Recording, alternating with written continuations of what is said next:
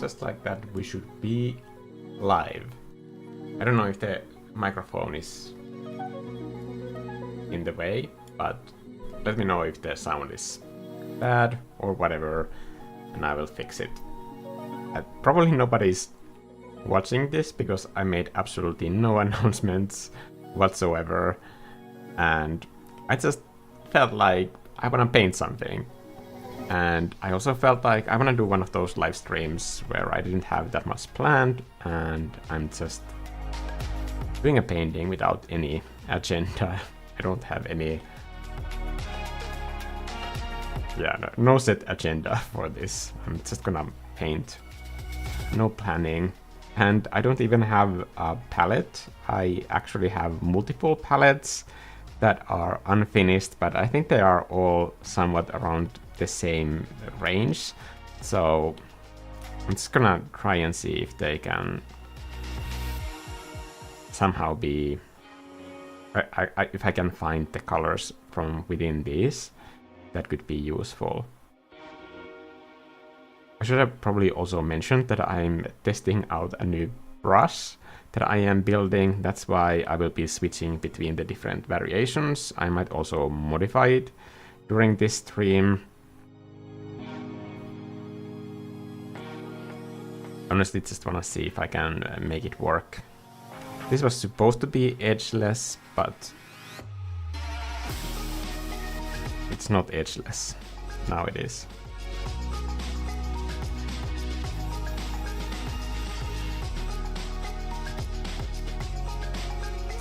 Gemma, Icy Tano, hey there. Sorry for butchering your names.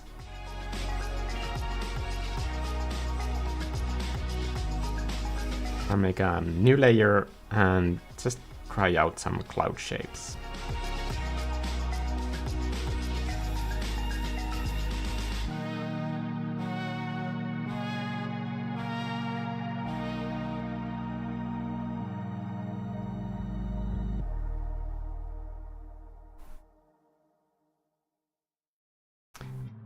Bought your brushes a few years back. Blueberry is my favorite ever since.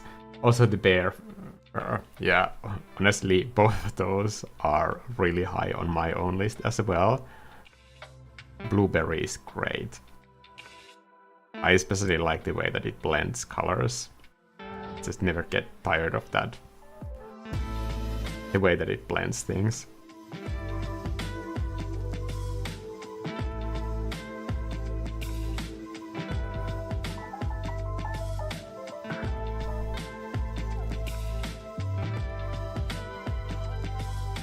This doesn't have any edge to it, but what I really wanna figure out here is if I can make these kind of like more sharp-edged brushes work. If I can turn that into like one single brush, that would have this sort of like liney feature to it.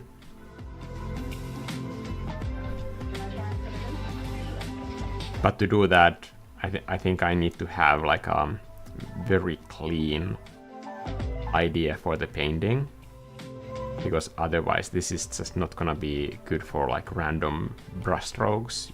You have to have a plan with this. And I kind of feel like this could be the this could be the day when I have something else than just like random brush strokes in mind.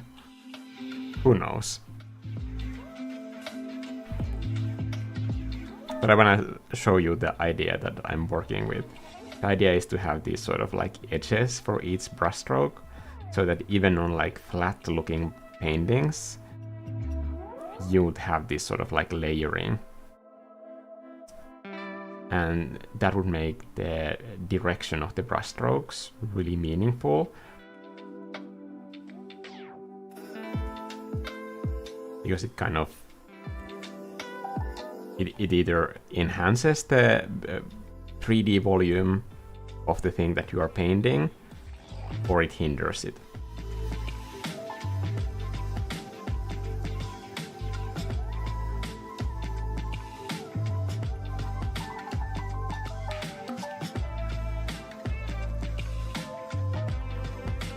My first thought was like maybe I should do like tons of layers with this painting, but now instead I'm thinking that maybe I should scrap all of that and just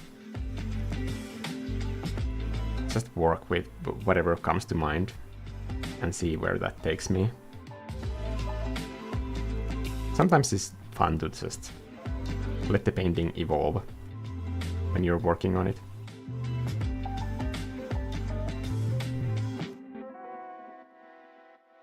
Doesn't burned edges in brush settings do that? Yes, this is burned edges.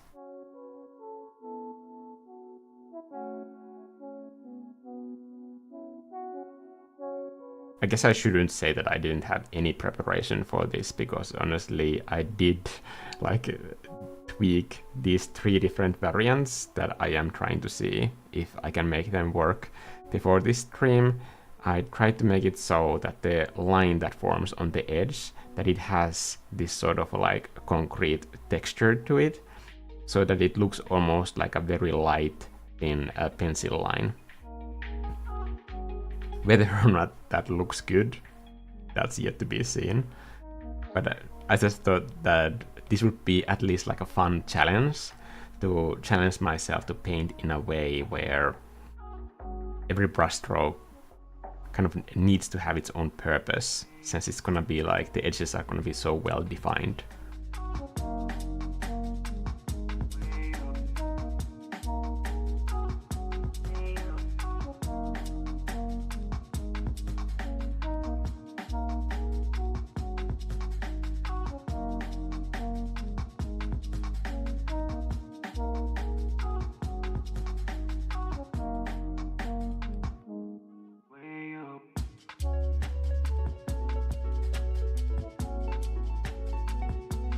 I know that it would probably make sense to paint more with the products that I have already made and talk about those, but sometimes you need to experiment and just discover new things. I think when you make art for online platforms, it can be sometimes kind of intimidating to try new things, because you have this constant pressure of making something useful. When you run a freelance business, you constantly need to keep an eye on your income. I'm not running on the biggest margins ever, so but I know that there's also this aspect that like you need to also keep art fun and worth doing, even if doing freelance work might be stressful. And honestly, it sometimes is. Still, I think it's important to remember why you're doing it. What's the point of all that work anyway? And I think if you lose that sense of fun and exploration in your art, then what's the point? What's the point of doing any of that?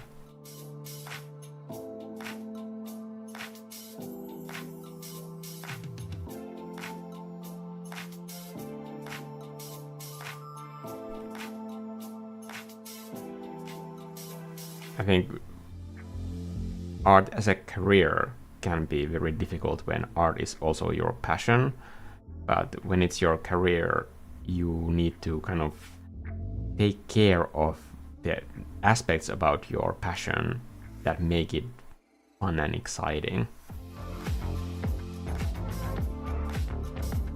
And that can be easy to lose when things can and do get difficult and tricky.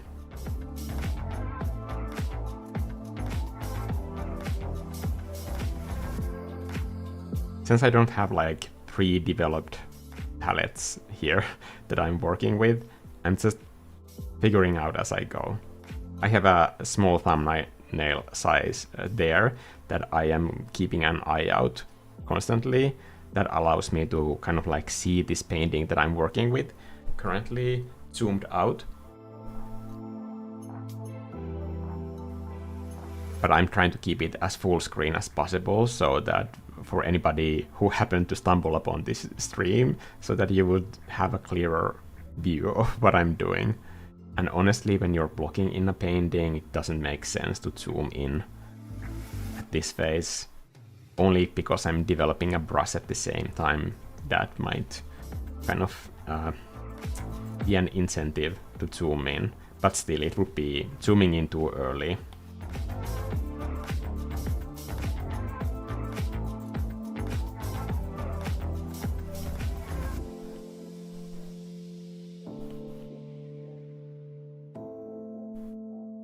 I think the whole point of this was to test if I can make these sort of fields also in a more graphic way when I have those burnt edges to dots like these and have that layering.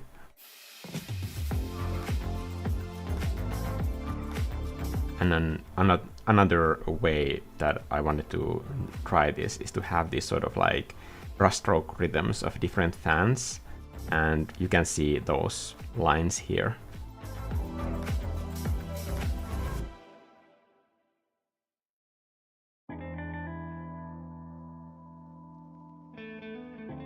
I'm gonna check the chat really quick. Sorry.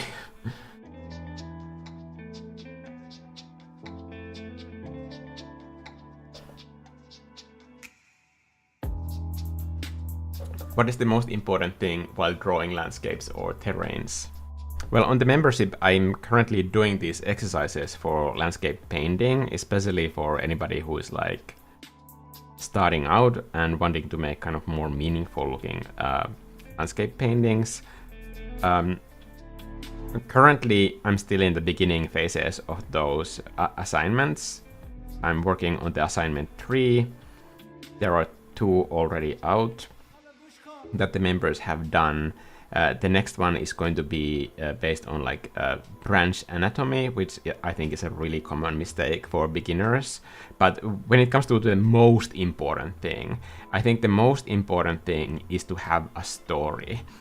Honestly, I think most people who start painting landscapes, I try to kind of like whip out the word background from their mouth, because like if you are doing a landscape painting, you are doing a piece of art that has to live up to the exact same standard as any other piece of art, and you have to tell a story.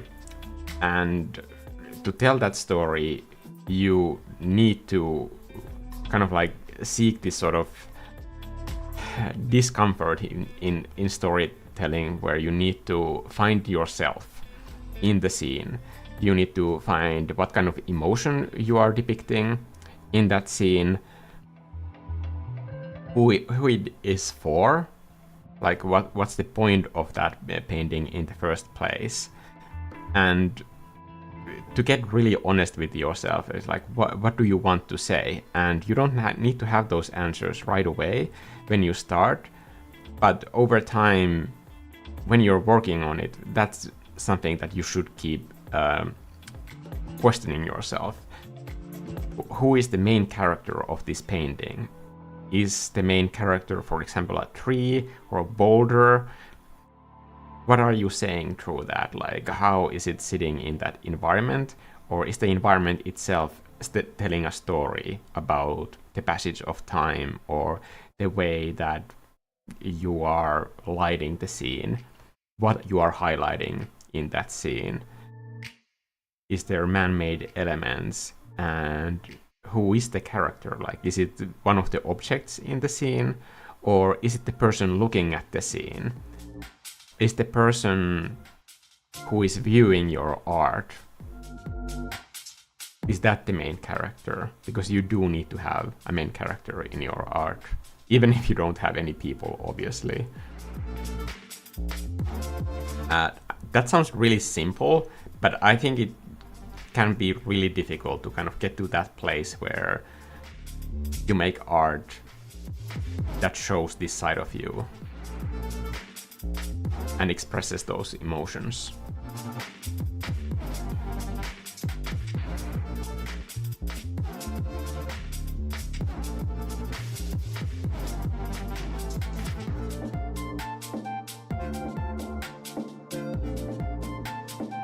It's still not gray enough.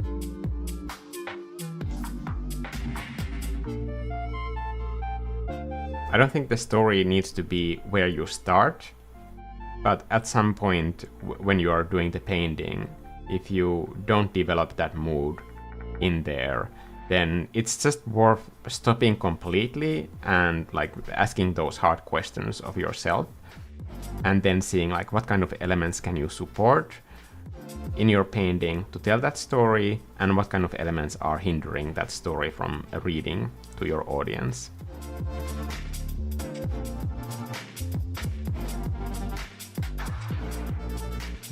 It can be like the composition, the kind of plants you are choosing to do, the kind of shapes that you are choosing to enhance in them, and the color palette, and your light source. Also, obviously, it's not just for landscape painting, but like in general, like painting white light and black shadows. I think that's the most common way that new artists just kill their painting immediately, and it's unsalvageable if that happens. Almost everything is fixable except that. Everything else can be edited and tweaked. But if your treatment of light lacks the fundamental understanding of how light works, then that needs to be like just like repainted from ground up, I think. I think that could be longer.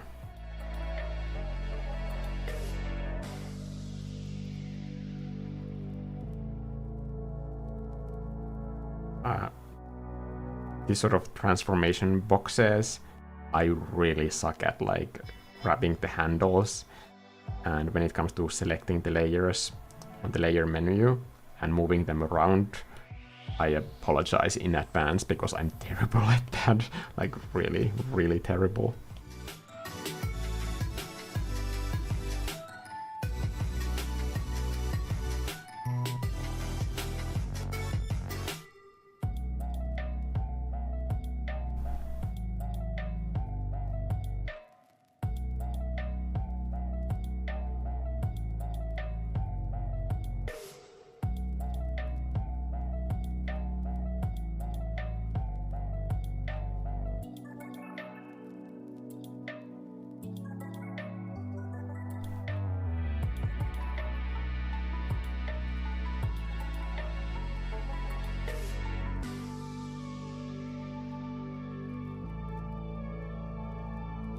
I'm gonna select that entire blue area and get rid of it.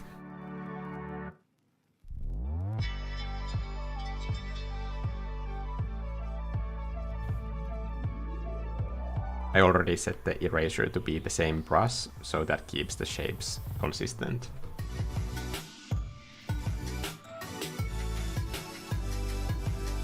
I like the blueberry too, but I always fall back to the action brush while painting. Yep, action is good too.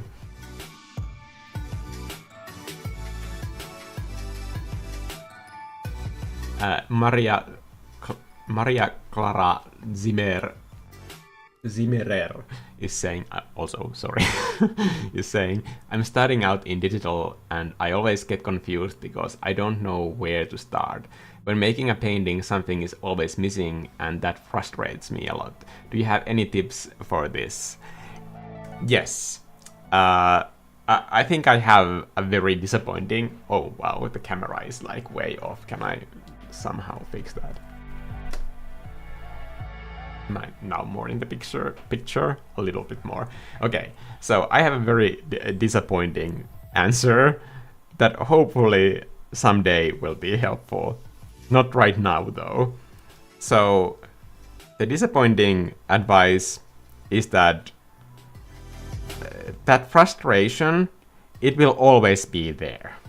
You will never, like, get there. You will never make it. And the skills won't ever be just enough for what you want to do. The whole point of creativity is to chase something new. And to chase something new, you always need new skills. So you will always be learning. I am learning when I'm using this brush. I don't know how to get to the look that I'm going for. Is this it? I don't know. I am trying out, I'm figuring out as I go. Every time when you want to draw something, you will need to learn how to draw that thing. There is no such thing as learning to draw and then you can just draw. Whenever you draw a plant or a tree, you can't draw a plant or a tree if you haven't drawn that before. So to draw a good-looking tree, you need to fail at drawing trees many times at first. And that will be frustrating. That is part of the process and it's never ever going to go away. But you can see it as exciting. Like when you feel that kind of pushback, you can tell yourself that like, this is teaching me something new. I am learning because I can feel this resistance. And that's exciting because you have that sort of like drive that you know why you want to go through that to get to the other side, basically. But in the beginning, I think there are some ways that you can diminish or at least somewhat reduce that resistance. And that is by lowering the bar on what you are learning. I think the most common thing when people start practicing art is that they look at someone who they admire online and they try to do that artwork. And that person is basically doing a marathon in art form, just with that single painting. As far as you're concerned, they are juggling very complex color theory, multiple like micro compositions in a larger composition. There are multiple objects in perspective. There are so many things going on, and all of those can be kind of like divided into individual skills that are much easier and faster to learn. But once you start trying to learn everything at once, it gets frustrating because like the progress is so slow that you can't really see it. But let's say that you do, for example, a color exercise in learning how to blend colors so that you can create a mood in your scene, which is something that I personally think is a very fundamental skill. You can do few practical exercises to do that, and they don't have to be like even pieces of artwork. That can be just like practice work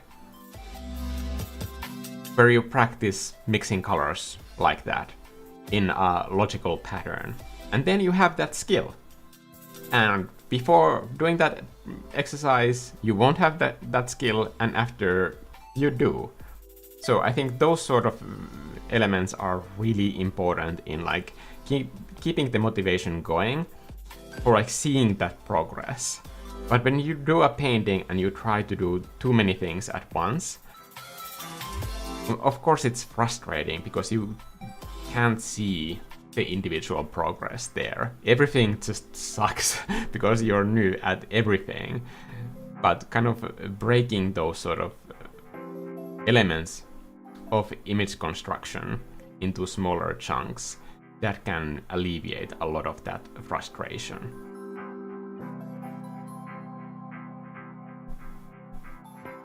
I started learning to swim freestyle because I haven't done freestyle swimming ever before. I started learning that last fall and I went into this group where there are also amazing swimmers, by the way. So obviously it was just like super frustrating to see how far behind from everybody else I am, and just trying to have the patience to learn like the very, very fundamentals of swimming that way. It wasn't easy, and it requires a lot of this sort of like dealing with that resistance. And in the swimming classes, they don't teach you to swim freestyle.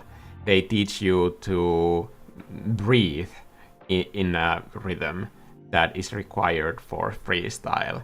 and then they might teach you the rhythm of kicking, like not using your arms, and then rolling sideways, like individually you go and do laps in the pool, just doing those exercises. You're not swimming freestyle at all, because there are too many moving parts to just say that like now you should be doing it. Go swim that way. Human mind doesn't work that way. Especially when it comes to learning knowledge skills. The same way when you are learning a language, you learn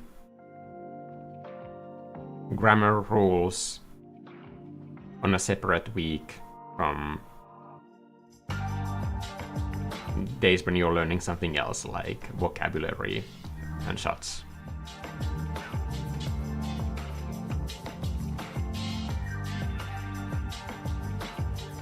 And little by little,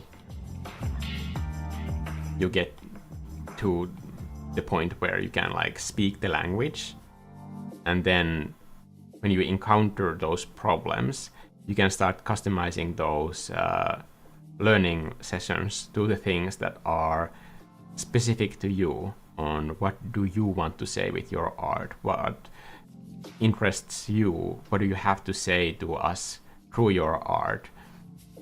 Then you know that you don't have those skills, but you will have the fundamentals, and they can guide you on your way to practice the things that only you can and need to learn, because you're so far ahead on your own journey that at that point you will know, like, okay, I don't know how to do this, but based on how I've learned all these other things, I have learned to learn how to do this.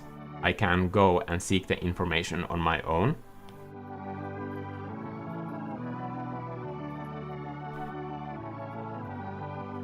Based on my experience of like learning those other skills.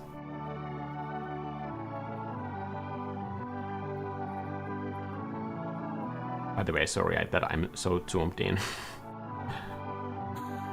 Am I still adding those lines?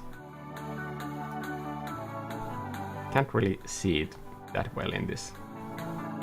Maybe because it's too bright, then the edge doesn't get formed by the burn effect. That might be it.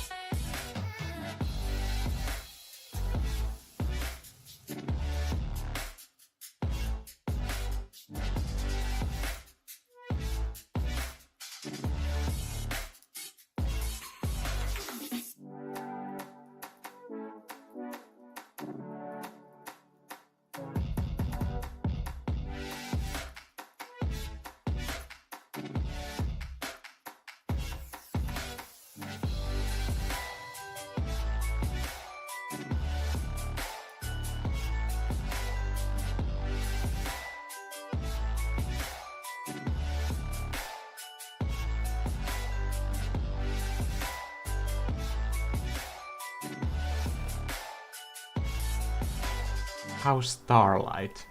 I have no idea.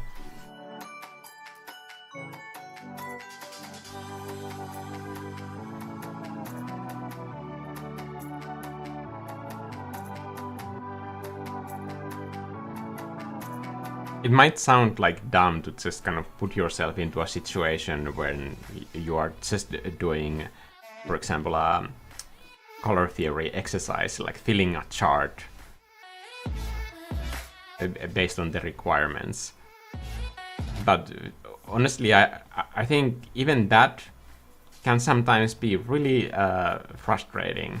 I have this like color theory assignment that I do for students every year, and every year somebody has problems just filling out that one chart, and I think that completely validates the whole point of like isolating it as its own single exercise. And I always say to those students that like, if you're having trouble with this, like ask for help. Like, it's very common that people like understand concepts differently, and I have explained that same like idea in so many different ways, and I noticed that like there's always like some different way that connects with different types of students.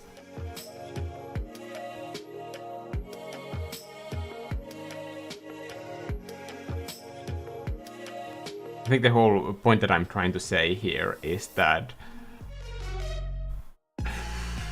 those fundamentals, like, they are useful, but the exercises can seem like they are too tedious at first for some.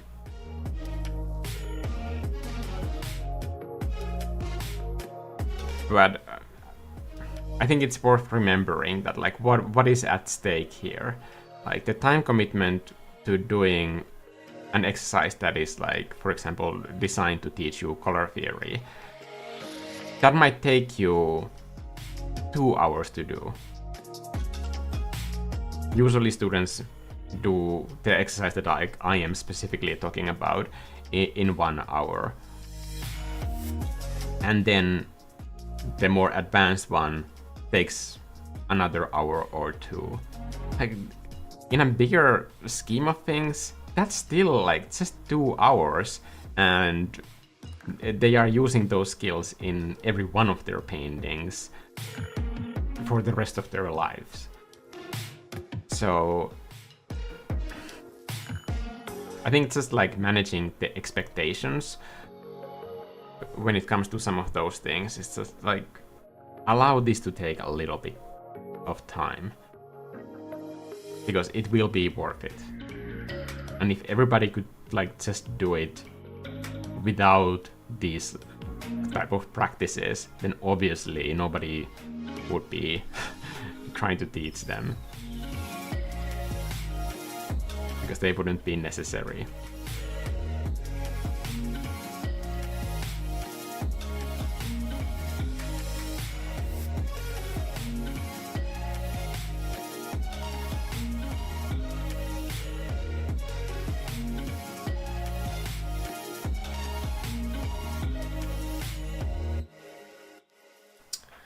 Oh, Abilio Costa is saying nice things that I feel too embarrassed to read out loud, but thank you. I always say that Finnish people take compliments like a punch in the face.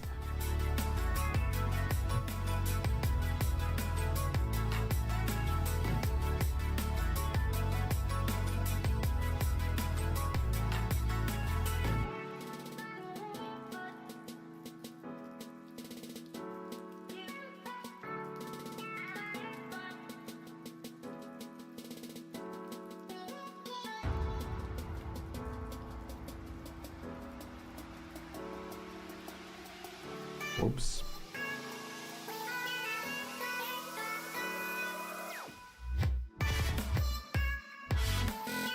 I need to decide where that damn waterfall is going, because right now it seems like I'm trying to do 2 things at once.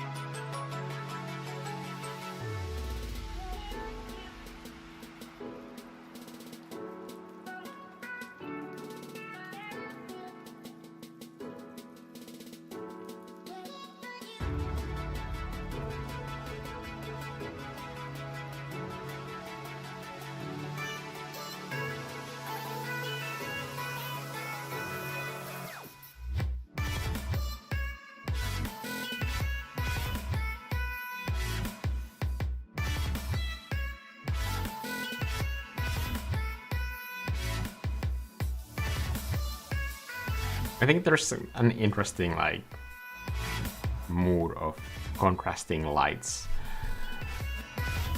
on that mountain shape. I think a sense of location often comes from lack of symmetry, so that's something that I'm actively trying to have here.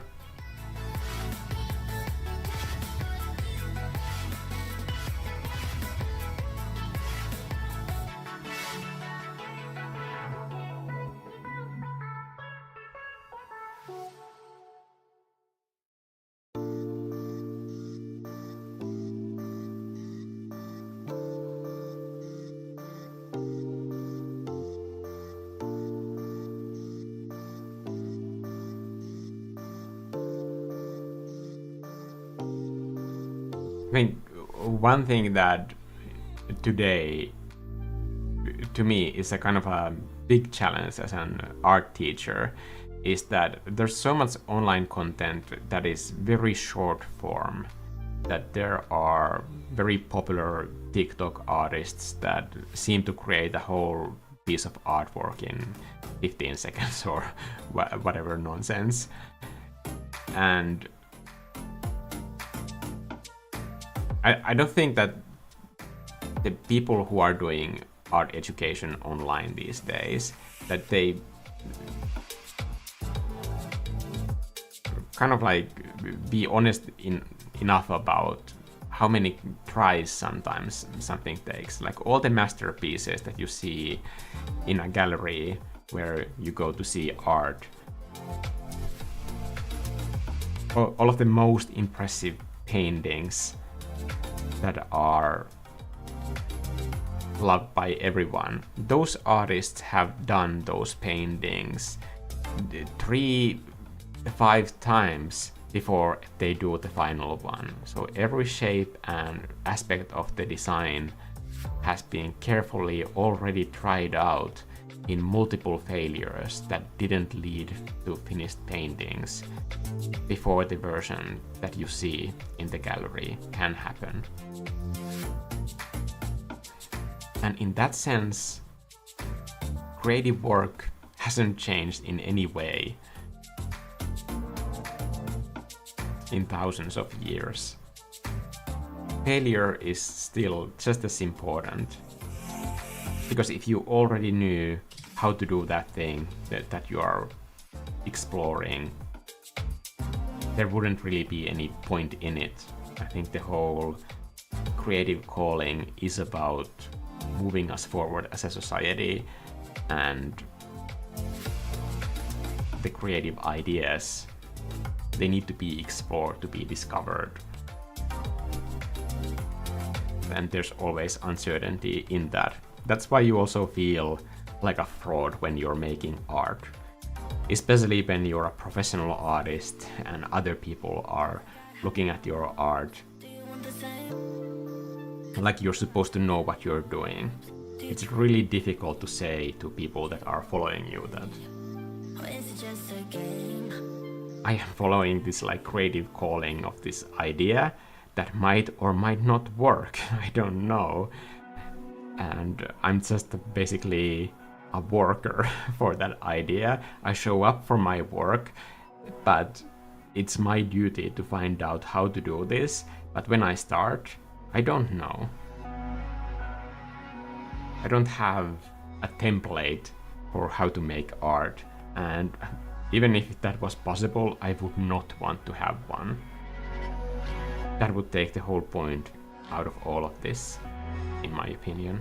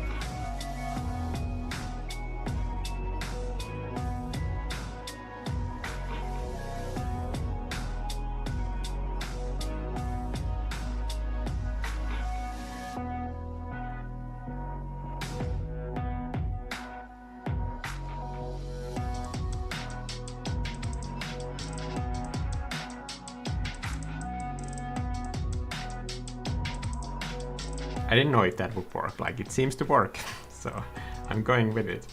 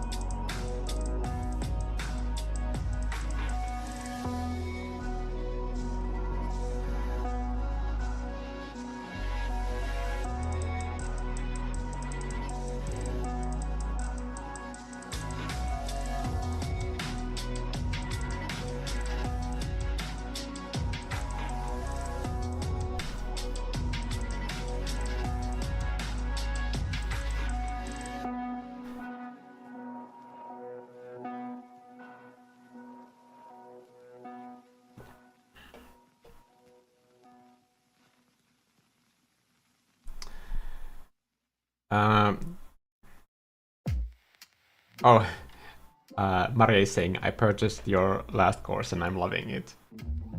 Great. I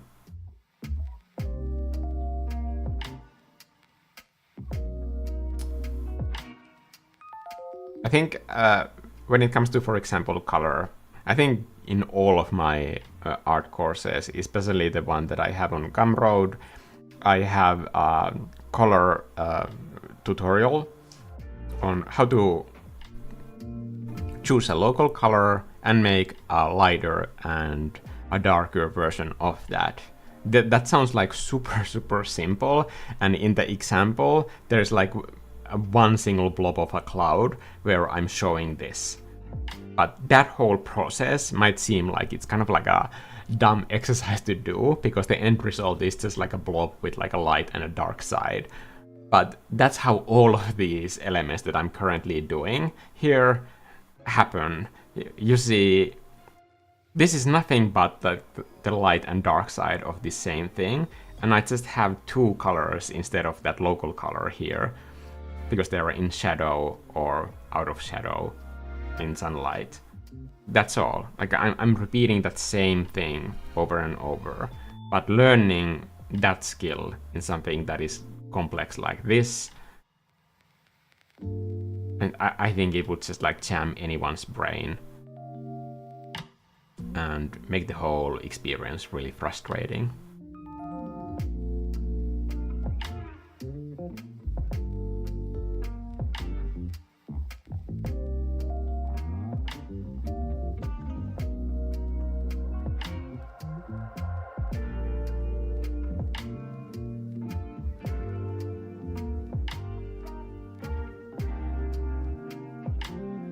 But the good thing about like doing color practice like that is that you can do an entire palette that way, for example. Like, you don't even have to paint.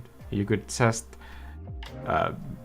pick local colors that you find personally interesting, and then go through this pattern of like doing a lighter version, doing a shadow version. First you pick your light source, and then you do all of those versions based on that light source that you have chosen.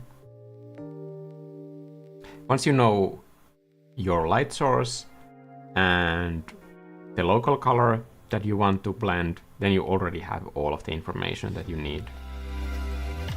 There's no more like feelings or I like or don't like this version in there. You have already made all of the choices that determine that color for you. There's no reason to use any kind of like design thinking. You can use the design thinking in shape language and composition. But when it comes to colors, once you have decided your light source, then you have already made those choices for yourself.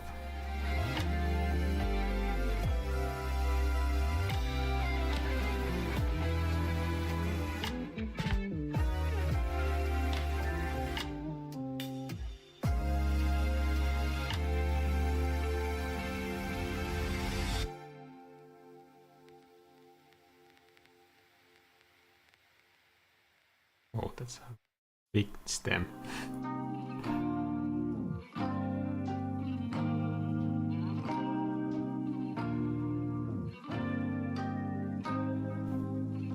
Here I'm doing the same thing that I was doing before, but in foreground. Just instead of focusing on details, I'm creating a pattern with these brush strokes. Trying to use that sort of edge of this brush as much as I can. You can kind of see it close up here. You can see the texture here too. It's a very subtle texture, but I thought it would be nice to have some texture that works well with paper overlay on these flat colors to make sure that like no point of the painting is super flat. But I will do that only in the end, because otherwise it would affect all of the colors that I'm color picking.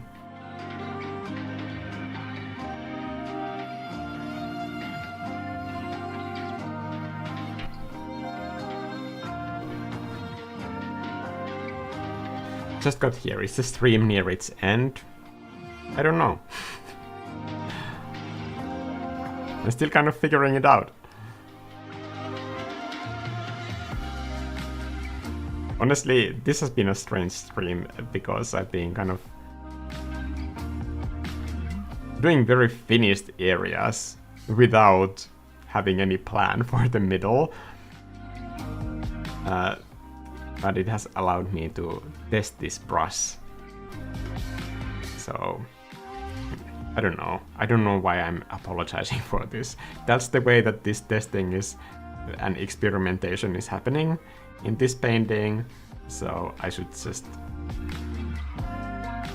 not apologize for dumb things.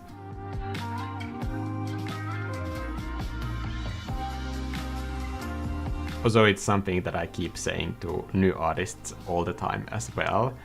Like, don't apologize for your art, don't apologize for where you are in developing your art skills, because that might sound like that's advice for you, but I'm really thinking about your audience, that no matter where you are with your skills, there might be somebody out there who needs to see your art right now, and it might be very meaningful to them.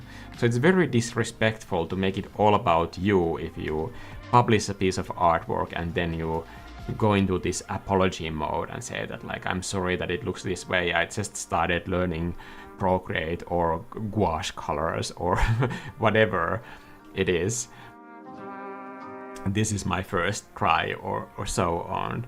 That disrespects the potential connection and the meaning that they might have had with the interaction of by seeing your artwork. And they might be like interested in talking about that art with you in a meaningful way.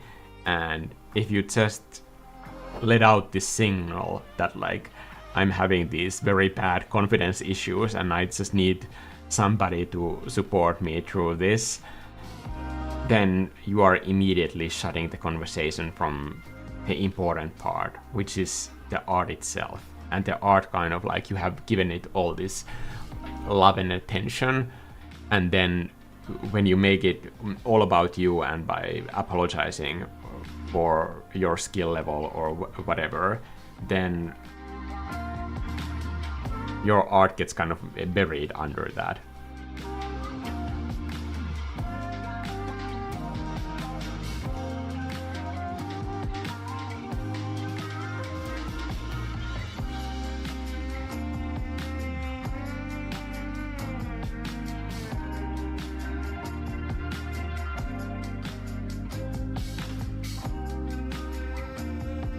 when you're making art,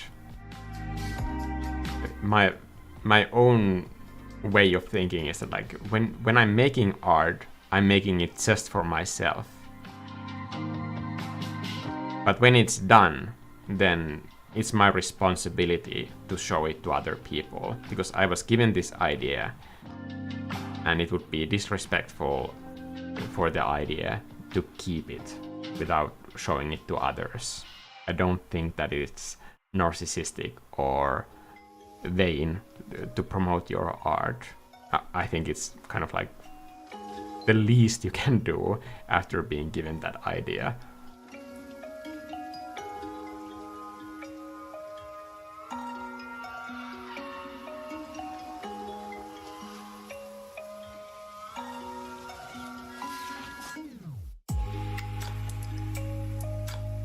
And honestly, I think having that kind of mindset about sharing your art, it just makes the whole process feel more like this is work that needs to be done. If I wasn't doing this painting, nobody would do it for me. Therefore, it matters that it's finished and published.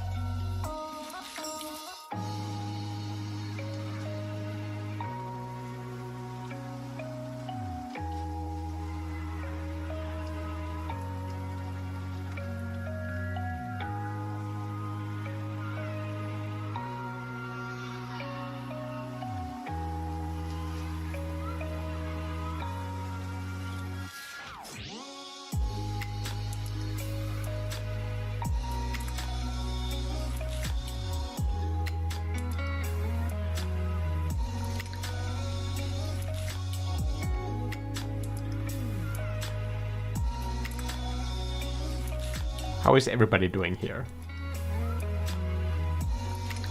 Do you usually go outdoors to paint when it's summer? I think a lot of people who stumble upon my channel mostly make digital art, I guess. But I've been spending the last 4 weeks outdoors, like doing these landscape assignment materials and really enjoying that process. Just yesterday it was Vivi's birthday. She turned 4 and we spent the entire day outdoors drawing a tree. By the way, these exercises that I'm talking about, they're not just for beginners. When I'm teaching art and I'm doing the assignments like with the groups, like for example when I'm teaching art at the concept art course and I do the exercises, like some of the exercises with the students, I learn every time new things from doing those things. So even that part, I don't think it should be taken as this sort of like separate element that you get over somehow. Like once you're good enough, you don't need to do the exercises anymore.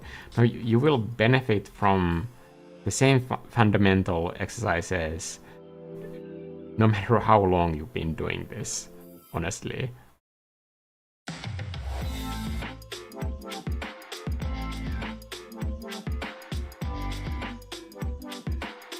What I'm kind of looking for on these planes is having that sort of like patchwork type of a look where all the mounts look almost different shades of green.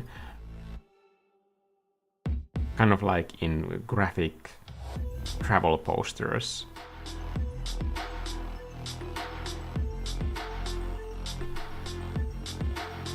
But done in this sort of like very chaotic, automated way, because all of those lines come from the brush itself.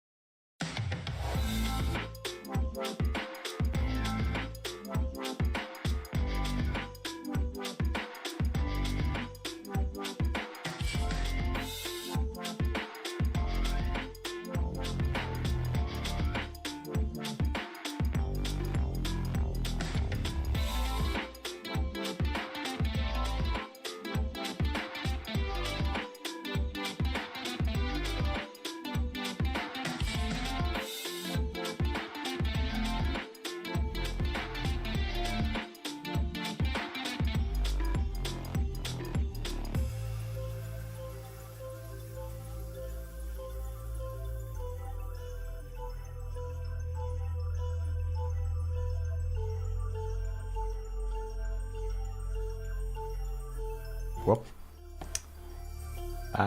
Elle Beal is saying, I find I struggle a lot with consistent light source.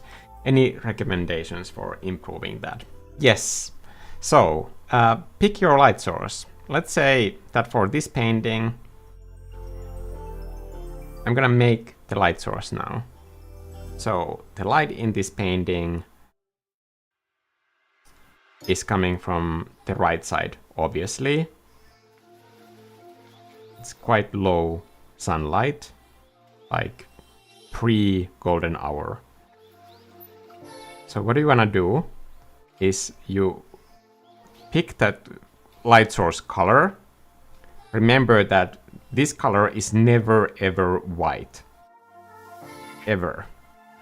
This is the only rule about all of art that I'm ever going to say that is hard rule. Your light is never white. It can be very close to it, but there's always a hint of saturation in there.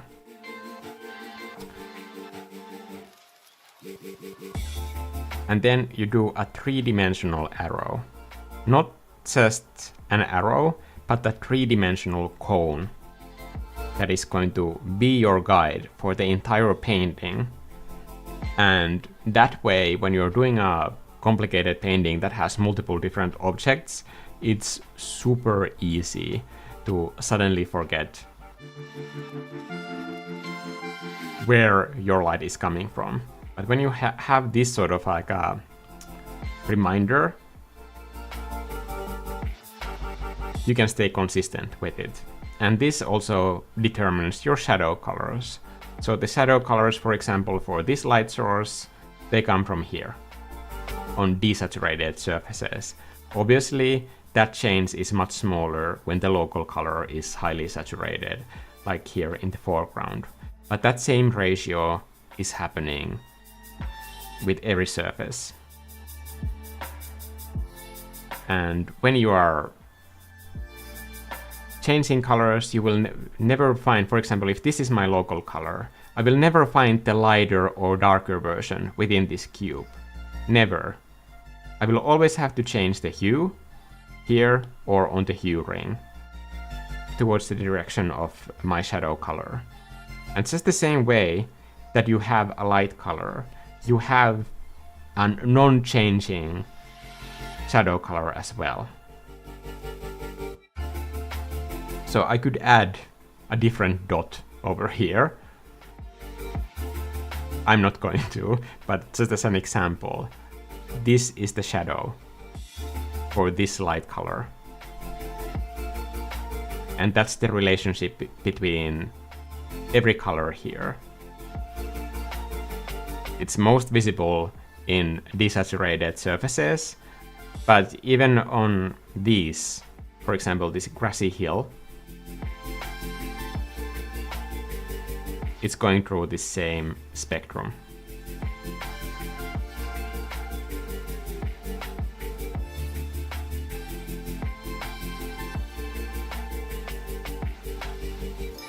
So this could be a local color, even if I just add like a small fringe here. In fact, I could use brushstroke directions to make this shape a little bit softer.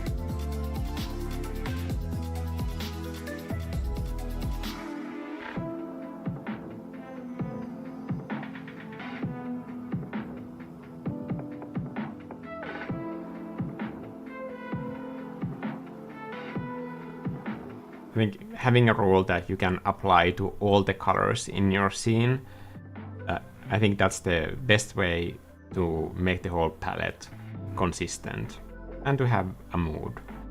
Yesterday I was doing this color theory. It was like advanced color theory obstacle course with the members of this channel in a live stream, and I was doing that exercise. I think it was like an hour and a 30-minute session. It was just doing the different variations of applying that color logic in that live stream, but as different like stages of like how to apply that color logic to the same scenario on different colored surfaces.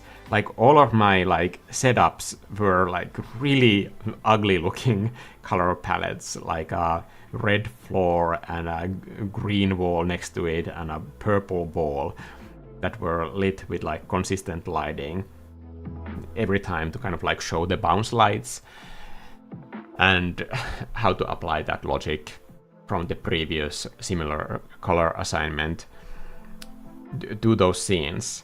And even though like the setups were like really ugly looking combinations, once they just had like a consistent looking light source and all the shadows were treated with the same light source, they kind of like unified everything into one painting. Now I would never choose those colors for a painting probably, but I think it just like goes to show just how much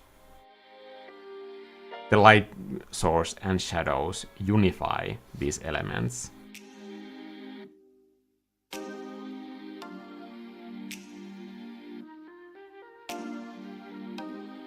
So if you're having difficulty like choosing the right colors for a painting, it might not be that you're having problems like choosing the right colors.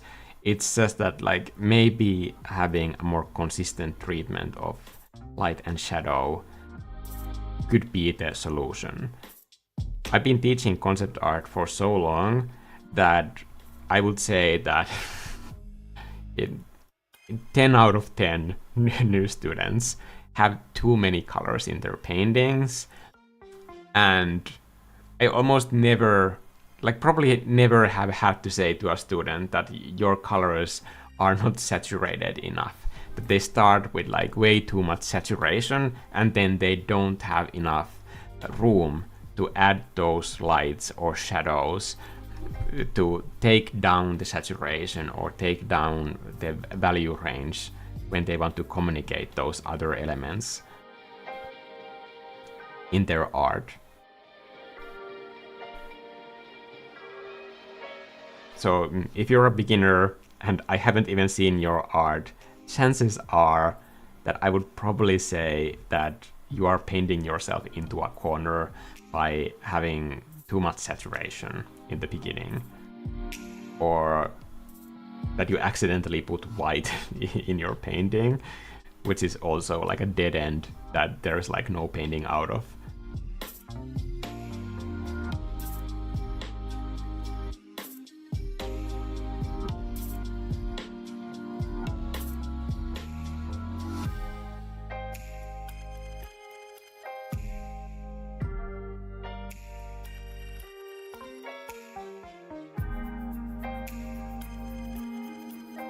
I think the burnt edges kind of work because I was afraid that they would be like kind of like too overpowering, these slices of paint over everything. But I think I'm still like focusing on the overall shapes and not this subtle streaky texture on the paint strokes. I think it might be fine. I don't know.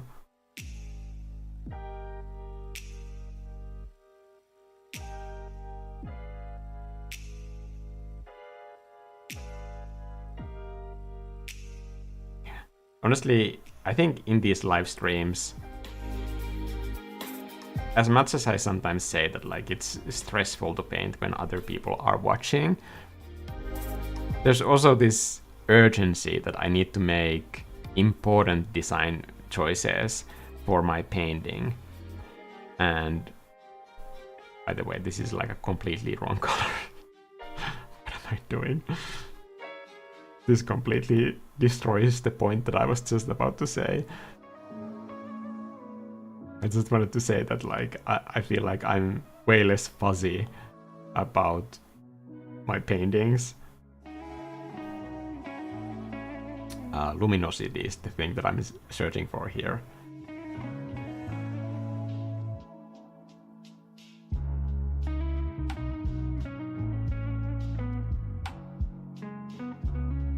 So the point that I was trying to make is that I feel like when I'm here and I'm talking with you and painting, then usually I tend to focus on the design of the painting a little bit more. But then after the stream is over and I need to do like all of the cleanup and rendering that I haven't done up to that point, because like there's really no way to finish a painting in this amount of time ever. But there is enough time to finish the design. So I think I often kind of like overdo it. That in these sessions, like I like the version of an artist that I am here, where it seems like I can have kind of a bit more relaxed attitude about what I'm making. So I like that side of me. I think that version of me as an artist, it's a bit more brave. Not just because I think it's... You don't have to think this, but like I think it's brave of me. Like for me, it takes like courage to paint while other people are watching.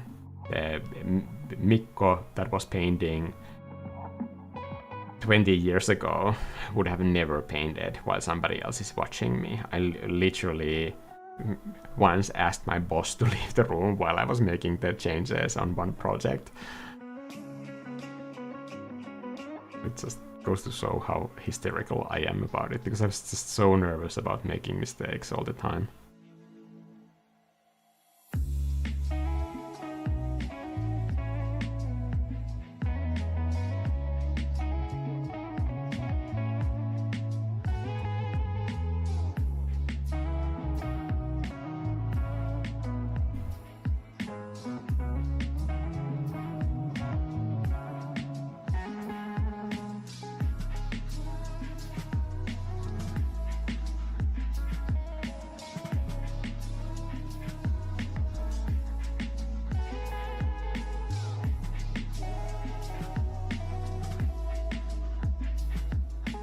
For example, I'm using 100% opacity here all the time, just because like that forces me to make design choices with every brush stroke. There's no like, oh, maybe this line could be here.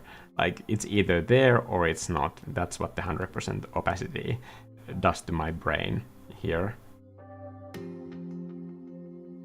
It's not even for like any kind of aesthetic reasons. It's just to keep this relentless forward momentum, because otherwise we would have a really boring live stream where I'm just polishing one area of a painting. And you see this in like these art festivals sometimes where artists are asked to talk and paint for the first time and they've never done that, and you can see that they have zoomed in on like one button that they are turning into a realistic metallic texture, because that's like all the creative bravery that they have trained to have in a live setting, which like I 100% understand, because I used to be that way too.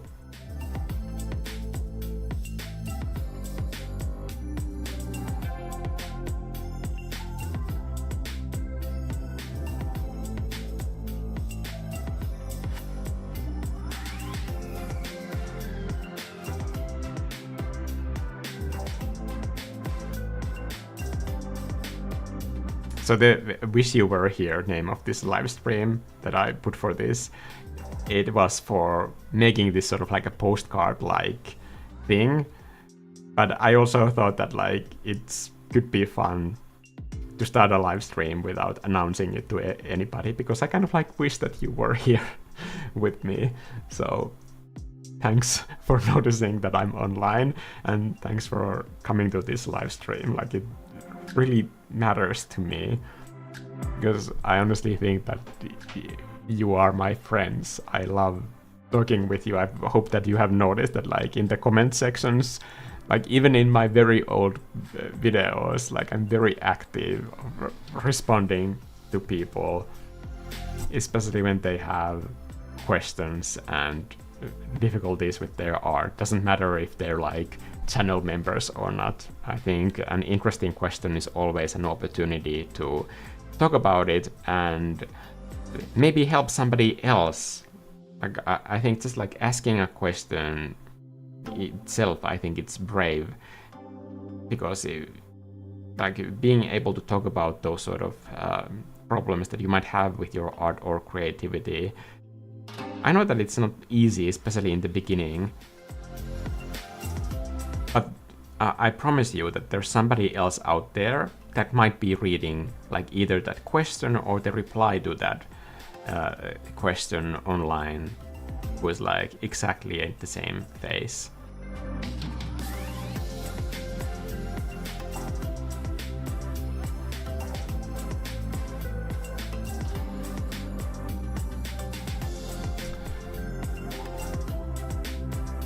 Do you usually use multiple layers? I used to watch your old videos and you used to use few layers.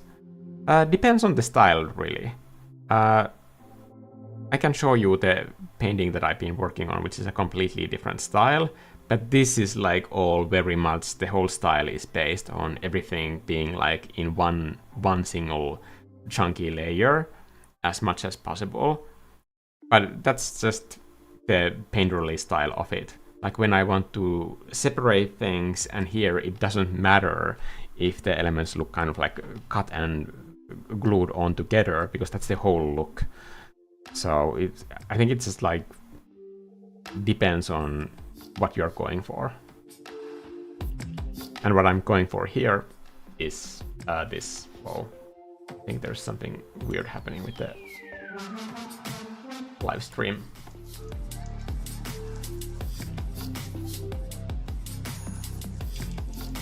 Let me reset that really quickly. I think it's this one. Yeah.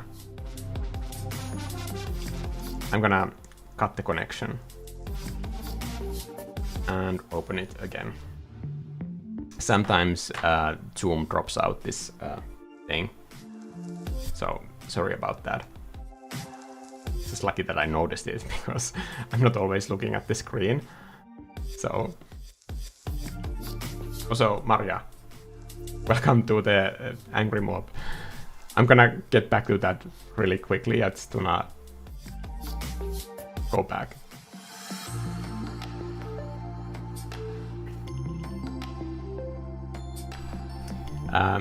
Ellebiel is saying, super helpful, thanks. I think I've mostly been using a single point light source. A cone should help more.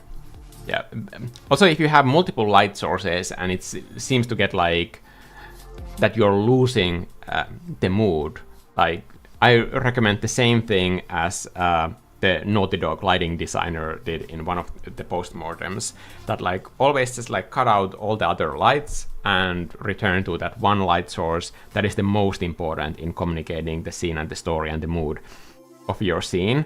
And then if you have the budget in visual clarity for it, only then add more light sources.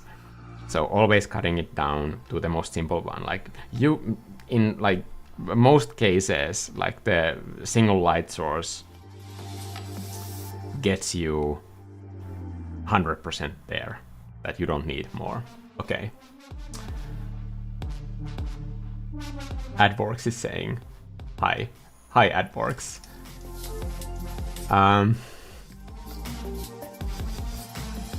Also, hello, Pitye, Anna, Nancy, Katsi, Julianne, everyone.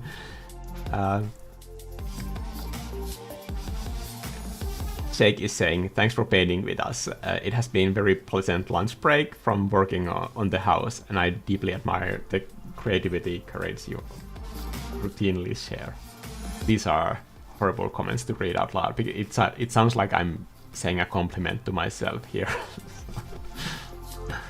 Thank you, and sorry.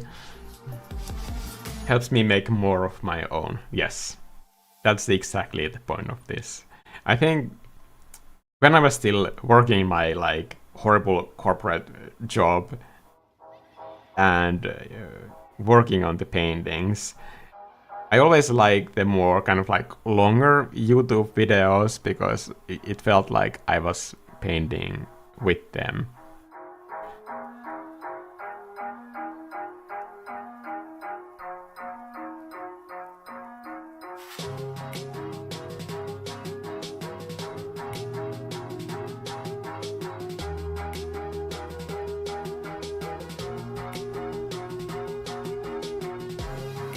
So I'm that might be like the reason why I have such difficulties like making short videos or doing this whole short form video trend.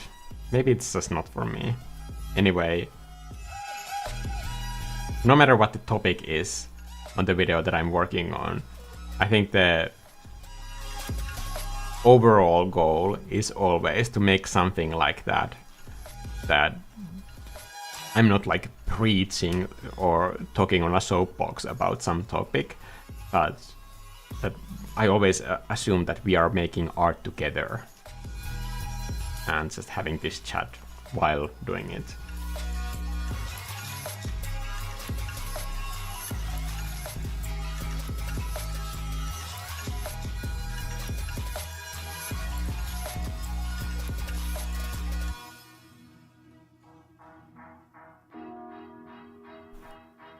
Okay, so Maria was like previously asking about these specific art exercises, and Maria, since you are now an Angry Mob member, I recommend that you look for this assignment called Master Your Color Palette.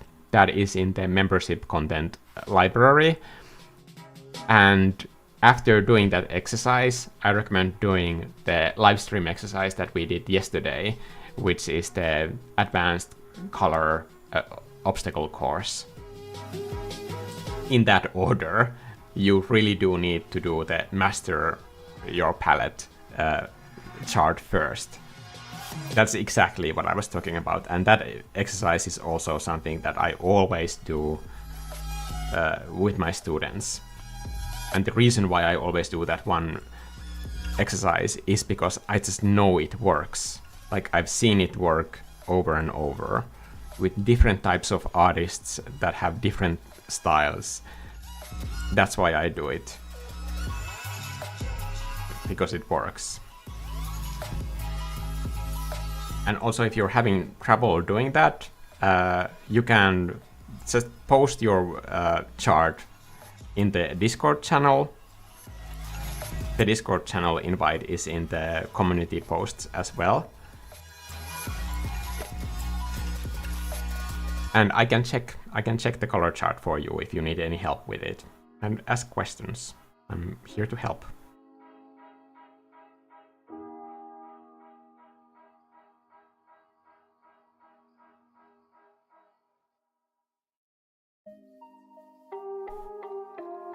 Also, in the end of the obstacle course session, there was one member who asked me to look at their chart that they did in the Master Your Palette exercise, and I used that as an example on how you can also check your own chart yourself.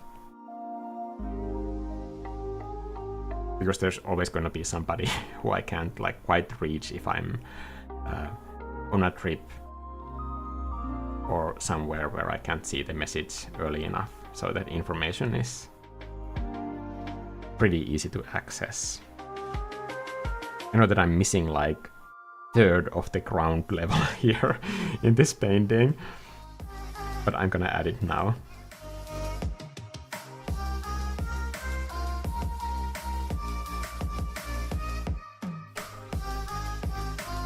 Tuko.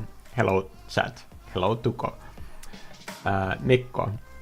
Are you going to have a normal live stream schedule nowadays? I think you need to have some sort of like stable normal life, which I don't.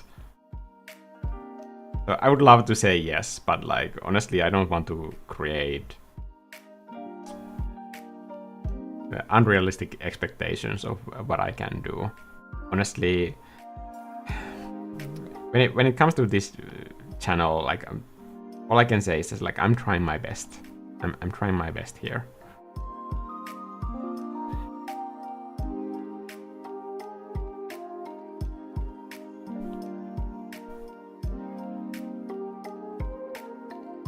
I edit all of my videos myself. Like I don't have anybody working here, and between the videos that I publish on this channel, like I make all the membership content.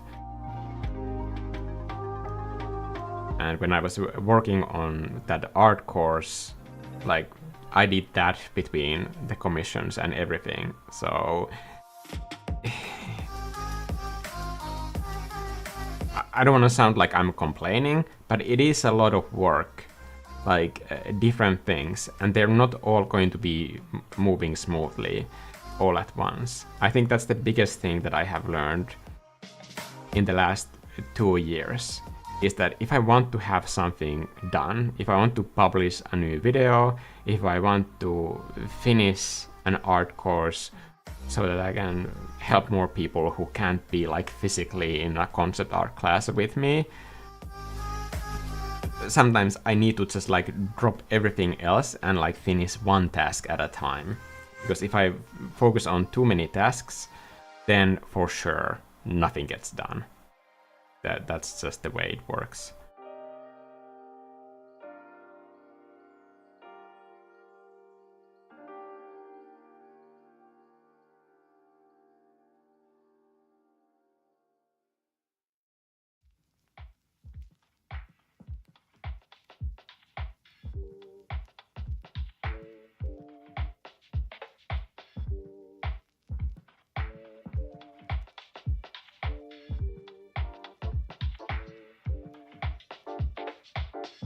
Just today I was like talking with my other man about this thesis cover that I'm making for him, and like that has to happen like during my work time. I will probably make a video out of it. I think it would be great to do a video in a way where he could explain the thesis topic, because I think it's very important work, and the topic is very fitting for the theme of my channel, because it's very fitting for the theme of my art, which is nature. And the importance of it.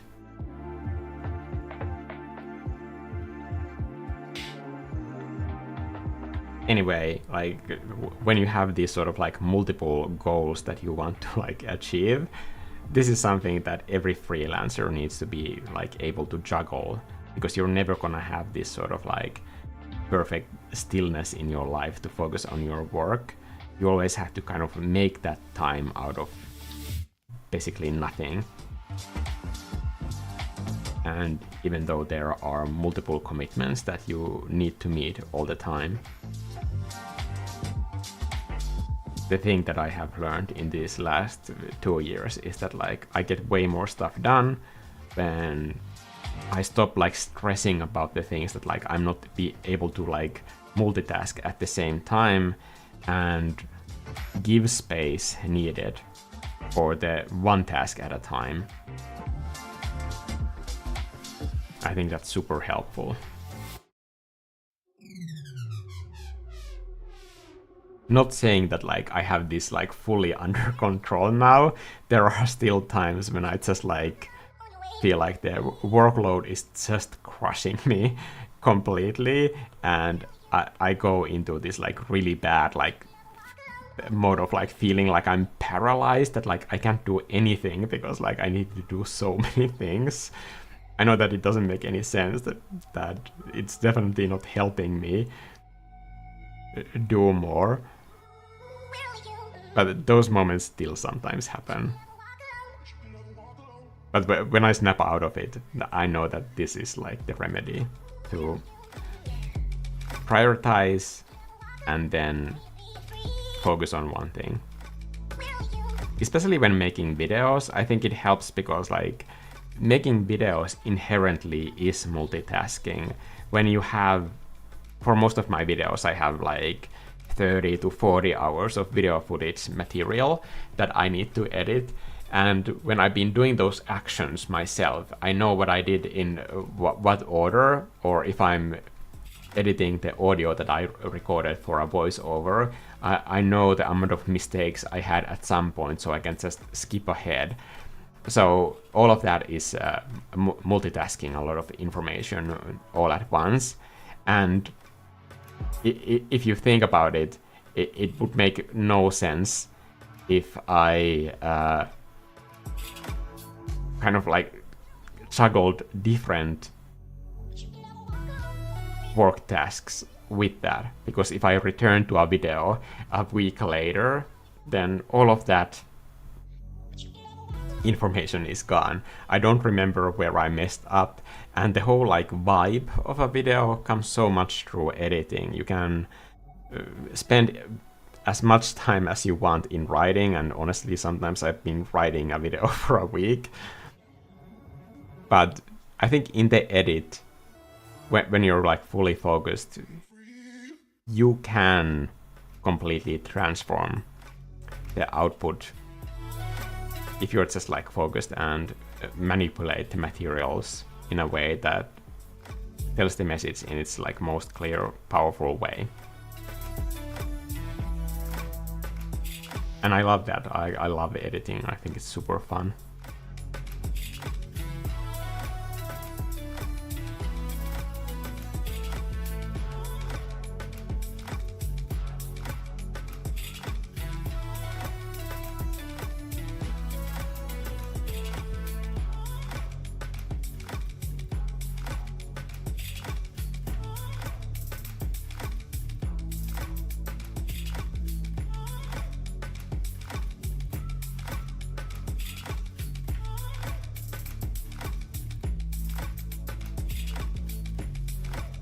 Because I'm trying to kind of hit this vacation poster, travel poster look, that's why I'm going with these simple colors. That's why the grass is green, the flowers are red, and for once, water is blue. I would never recommend anybody to like paint the water blue, but obviously like we're trying to sell the fantasy of a location this way. So come here, the water is blue, the skies are beautiful.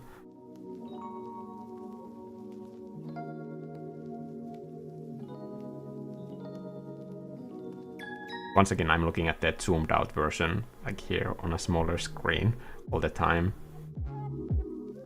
Because I don't want to work on this painting like this. I don't think that would be fun for anybody.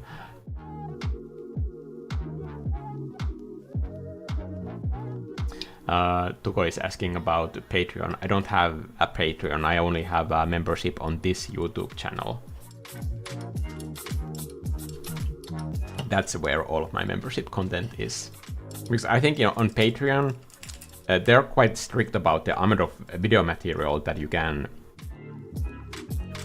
have a link through another website. Then, for example, I think they, by default, send all the video to be hosted on Vimeo, and if you have too much material there, you have to pay for per megabit or something. And I have like full process painting videos on this YouTube membership because like they're basically hosted by YouTube on Google, and I literally have like 4-hour long painting videos. So I think this is like really the only option for me. I wouldn't even consider doing a Patreon because I think it's so... I would never want to give up that material.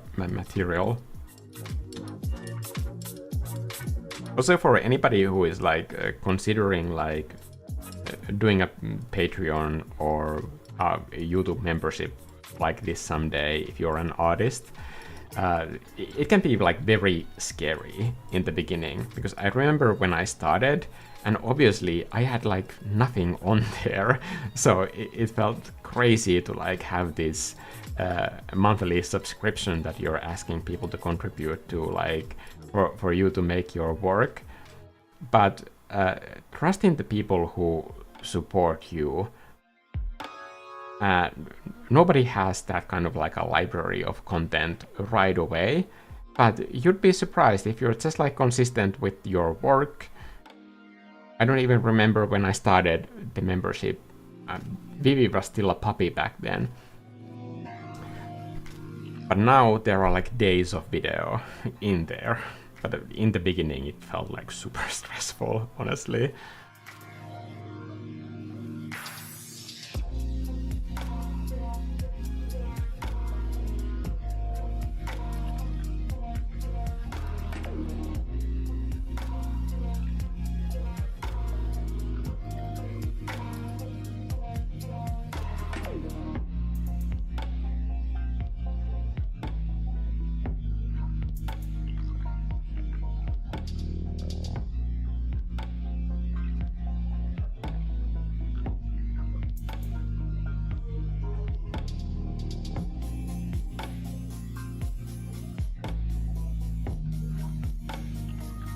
It's just like with anything in life, that if you give enough time and allow for the process, for the work to happen, you will get there eventually. When learning any like new skills, like you have to not just want it, but like you need to give up something. Like you need to give up time for something else to learn something new.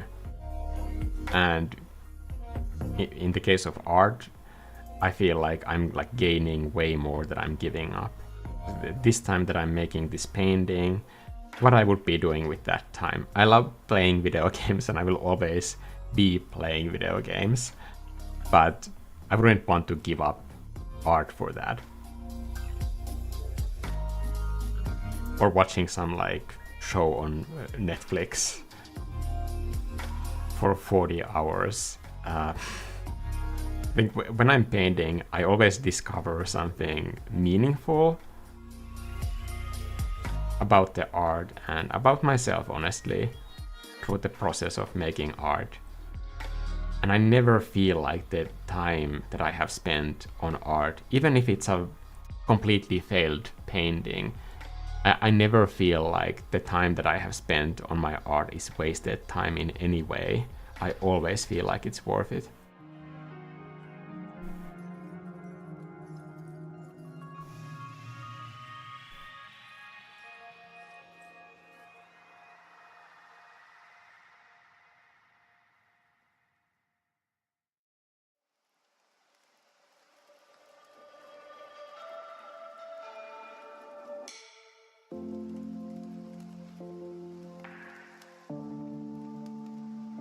Just the same way that like it's very hard to regret a workout ever.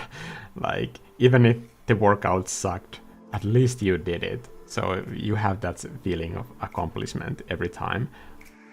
It's the same way with art. Like even if an idea, if I do like a visual exploration of some idea that I've had and it doesn't work out, at least now I know. I have satisfied that curiosity, and as an artist, I feel like I've done my job, I've done my part. Creative ideas like can give me those sort of like assignments to do my work. It's not my job to differentiate between like good and bad ideas. My job is just like do the assignment, do the artwork that is asked of me, and if it works, then great. But if it doesn't work out, then I will still have that feeling that I did my part in this exchange. And I never regret that. I'm always like very proud of that. That I showed up. Because at the same time, like my technical skills have improved. That's not too bad for a consolation prize.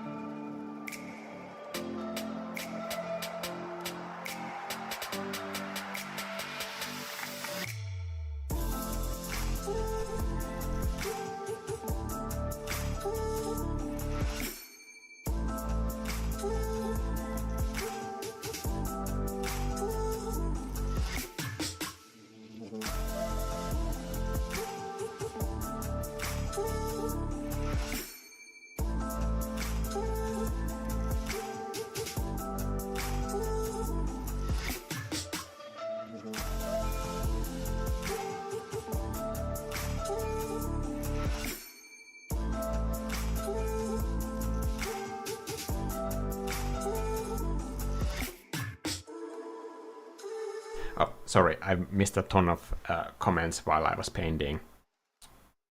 Let me read these. Just a second.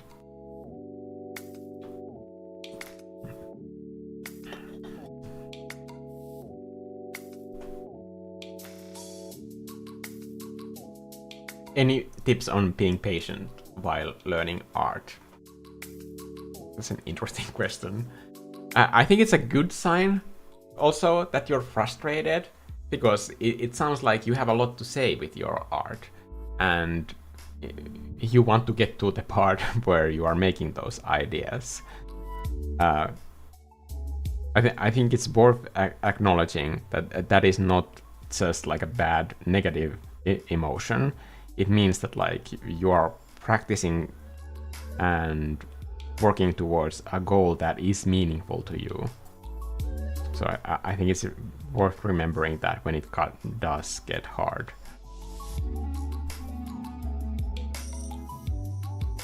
What exactly it is that you have the most amount of like difficulties with patience?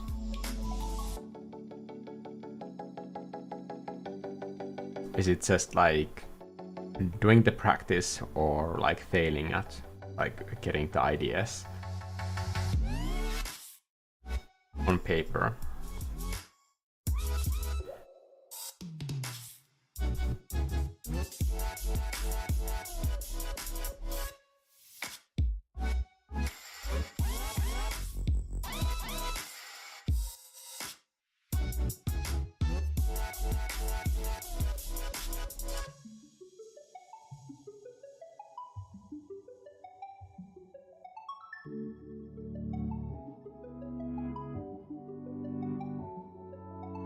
I think now I don't need the palettes anymore. The painting already has like all the information that I need to find the colors. The palettes have lost their purpose.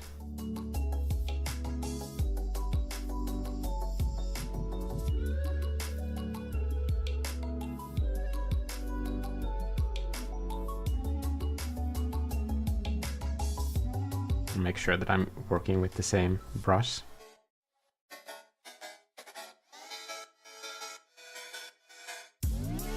There are art exercises that like take a lot more patience. Like for example, I'm always using the same example because like that's the most frustrating thing that I can think of. So I am terrible at drawing hands.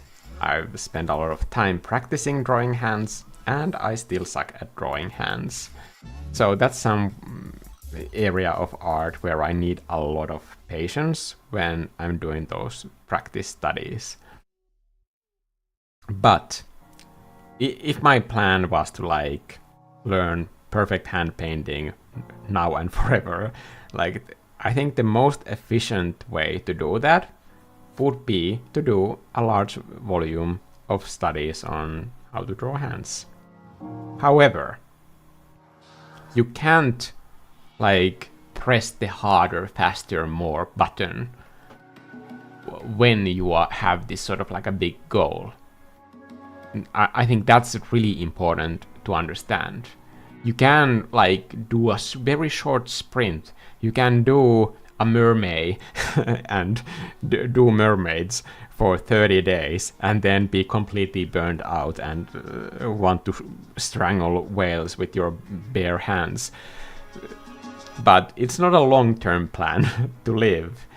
You have to learn to live in the state where you are working towards that goal and make that work meaningful and fun for yourself.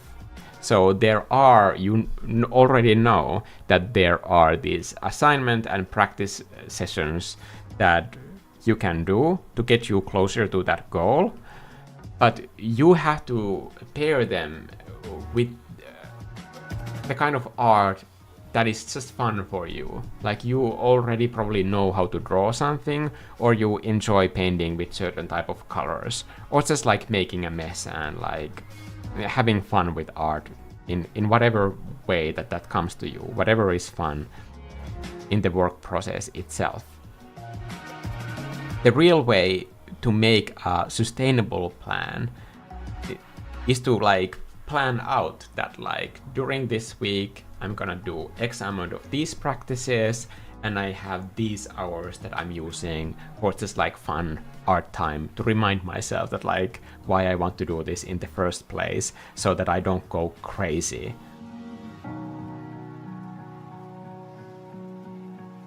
And I think that way you get there faster, because otherwise you would just quit.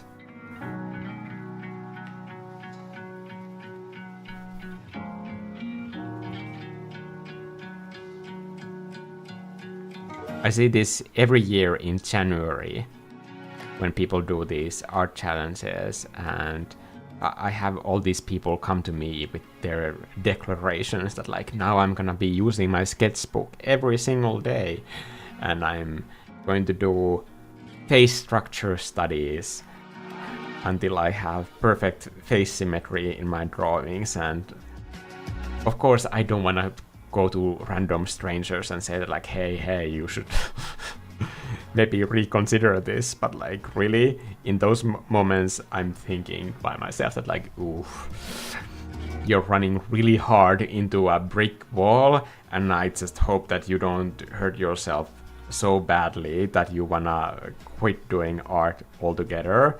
But good luck with this run in the wall. But honestly, if you want to break the brick wall with your hands, you need to pace yourself. You need to hammer that brick wall with your hands for 3 hours every day, and then every now and then have like these like break days or weeks when you're doing something else, like more productive with your hands, or less productive. Just let them heal. I don't know where I'm going with this metaphor, but like it sounded very smart when I started talking.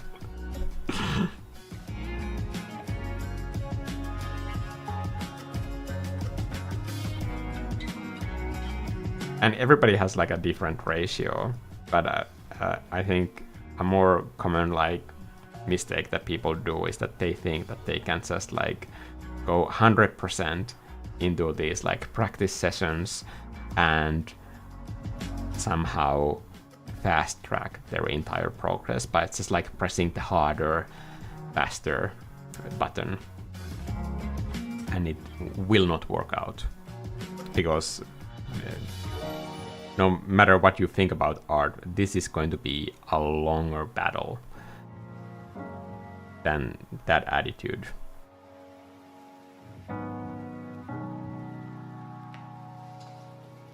Will help you get through.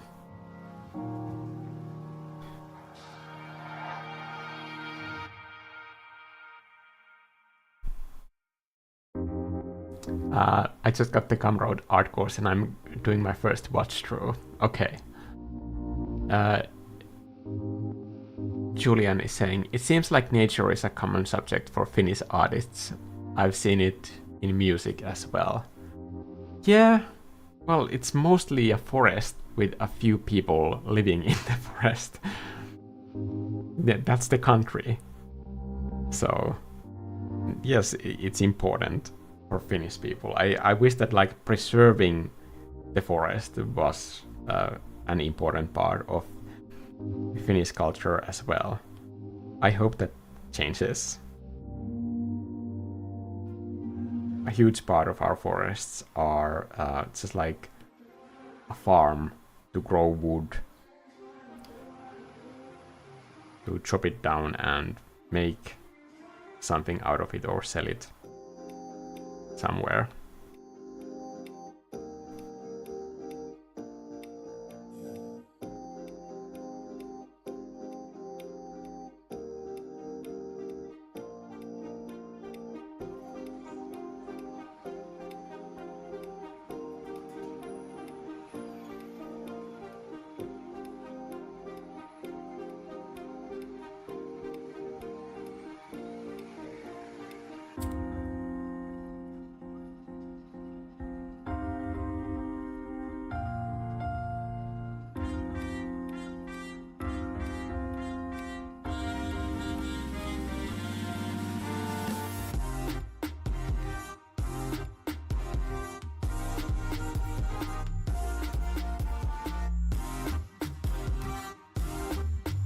I usually don't say anything this gross in my live streams, but I don't hate my art. I love my art. Like when I'm making my art, like I'm the first and only person I'm thinking of. Like this is for me before it's done. When it's done, then it's for you. But right now, this is for me. And I don't have to say this. If I wanted to be more likable, I probably wouldn't say this. But I think I'm just like crushing this painting right now. I think this looks so good that I'm like so happy with myself, honestly. I have such low expectations when I start these live streams. But like this is great. This has the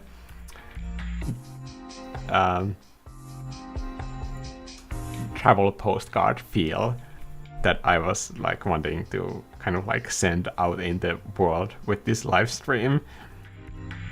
And you so rarely get what you start looking for in an art. Usually it leads to somewhere else and even more exciting. But I'm just happy with this.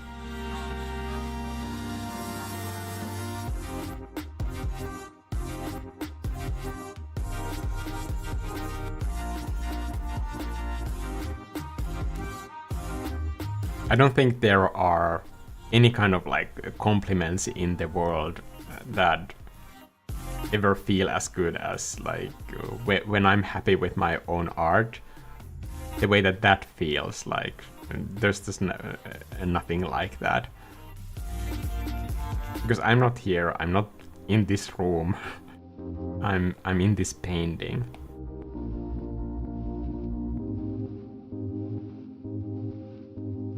I don't wish that you were here in this room. I wish that you were all here in this painting with me. Because that's where I am currently. That's why I paint.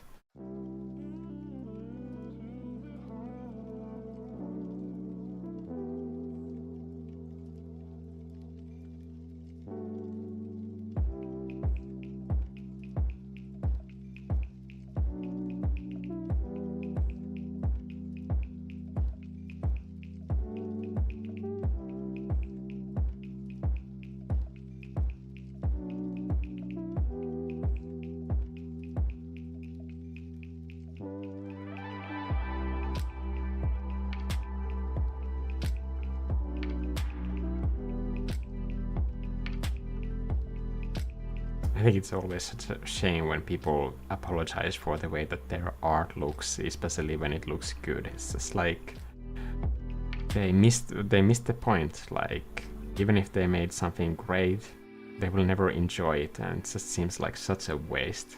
Because even if I enjoy their painting, like I probably never will have the same sort of like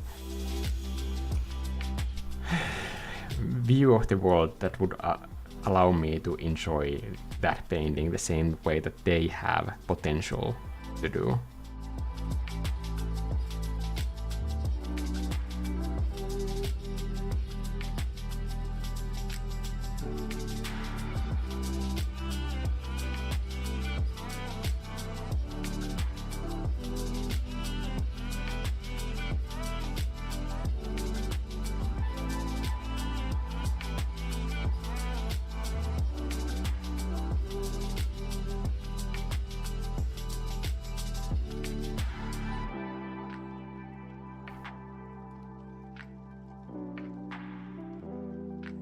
When you do these sort of warps, you always want to do like even just a small, like even if it doesn't look like that Gaussian blur did anything, it helps with those sort of banding issues, especially if you do just a very small noise first, and then a tiny Gaussian blur. It just breaks up that very smooth gradient a little bit, so that the banding isn't as apparent.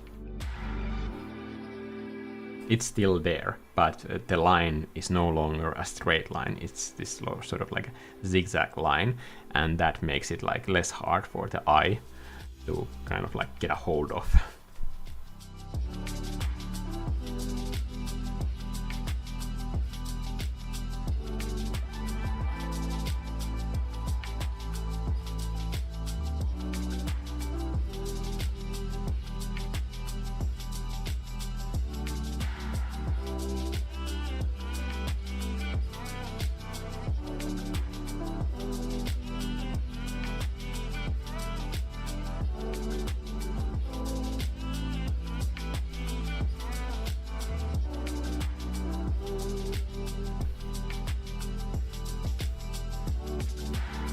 Where are those slopes? Here.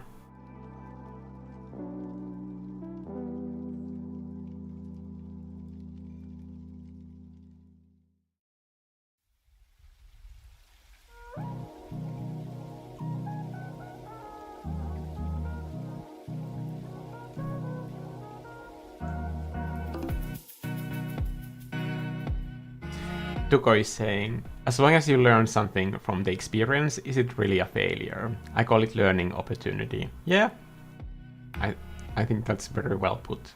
Hey Henry. I love Henry's avatar image. And Kimbap Guru. Will this live be uploaded? I really would love to watch this drawing back.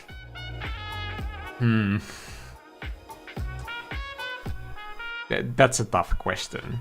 Honestly, like, doing live streams, it's not a great idea for a YouTuber, because the algorithm really punishes me. So that's why all the live streams that I've been doing recently, I've always just like put them in my membership library. So there's a ton of live streams there that I have done here. But honestly, like,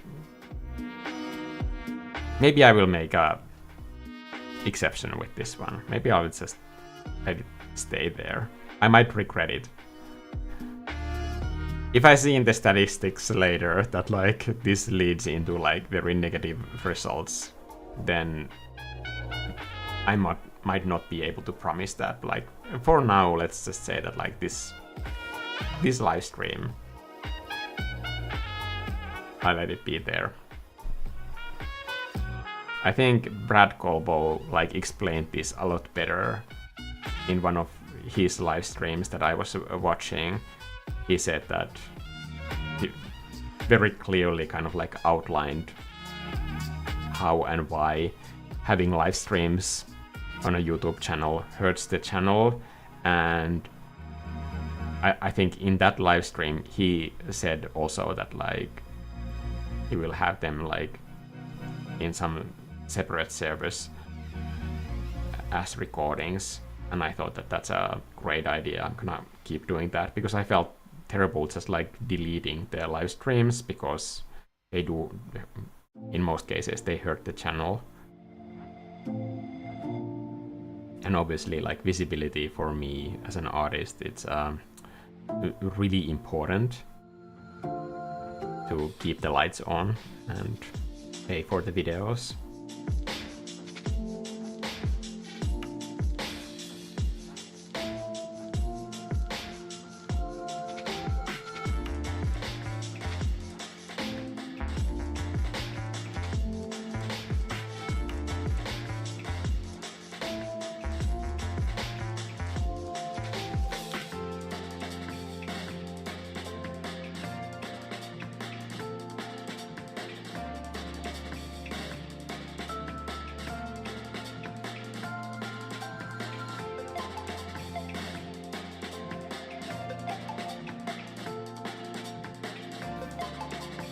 Oh, I'm almost losing the question that Gimpap is saying. I have difficulty seeing my vision through. I'll have ideas in my head, but sometimes depending on my knowledge, it takes longer than expected to execute. I think that's very common, and that comes with like every idea, because you need to learn something for every idea. But if you have multiple things technically to learn in that idea that came to you, then it might seem that like it's just like almost too much work to do just one painting, to go through all of those studies to get that one idea done in a reasonable way.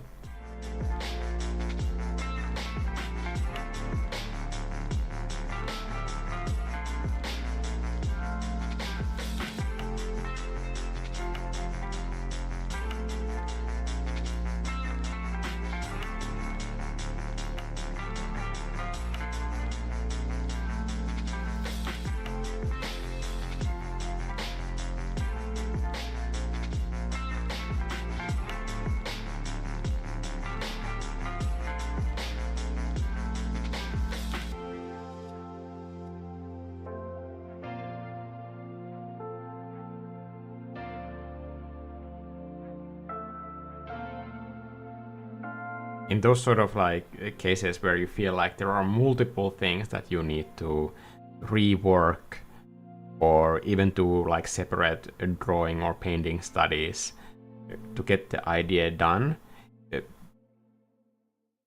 I would recommend like being very clear about like what it is that that idea is saying through the artwork, because it's usually just like one or two things that need to be hit right for you to deliver that message.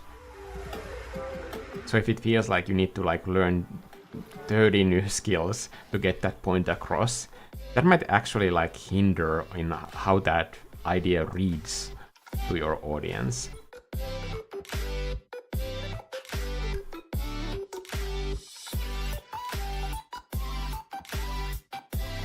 Oh god.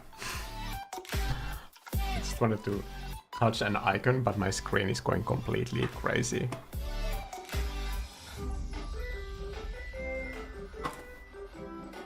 I'm gonna try to move something. No. The whole screen is just... I have no idea what's happening. The entire screen just like completely freaked out on me.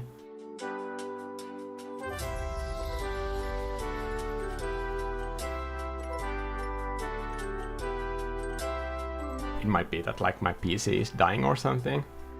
Sorry.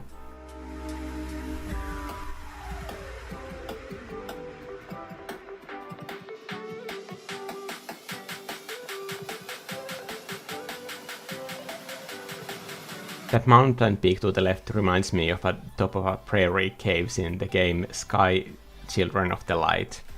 You know, I've tried to play that game, but I've always been completely stuck in the beginning. I do the tutorial and then I just quit. It's probably a good game because so many people are still playing it after all these years. But maybe it just hasn't been the right time when I tried to get into it.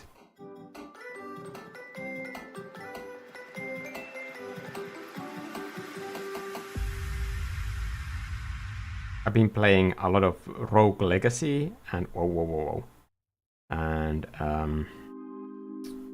what is the other game that I've been playing?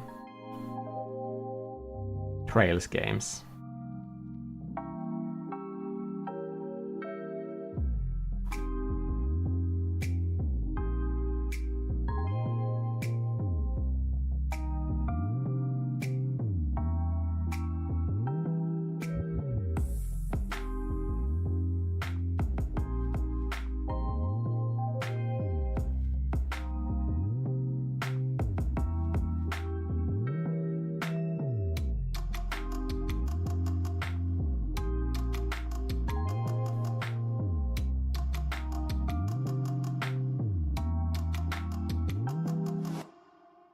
Notice how like the three trunks of these cypress trees, they are green.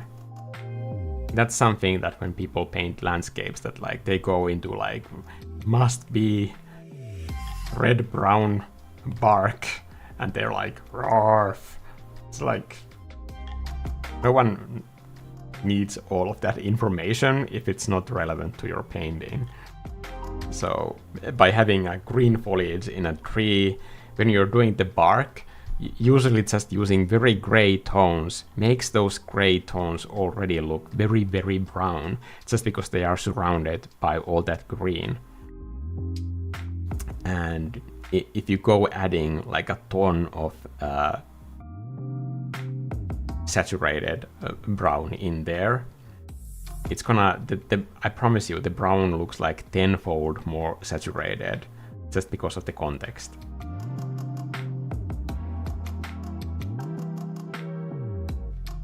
It's one of those areas where like the symbols of colors can really harm you. So you should never like choose colors here in the palette. That's just the beginning of working the color. You make an educated guess or just a random guess and you put it in your painting and then you look at it in the context and see if it makes sense.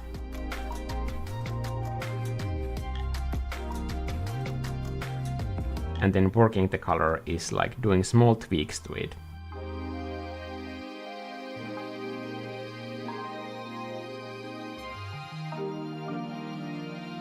And finding the right color that way.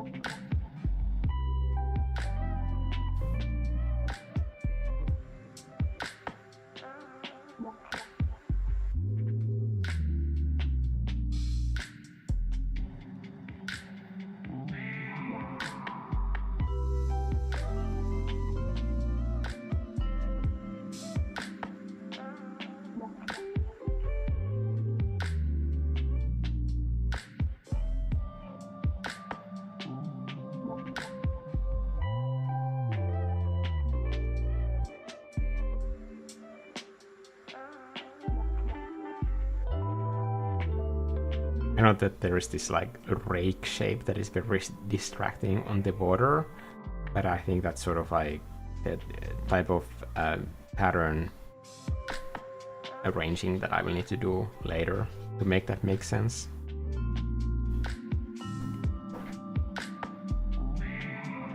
I'm just trying to find these sort of like graphic patterns that I can keep repeating elsewhere in those areas where I'm doing these detail groups.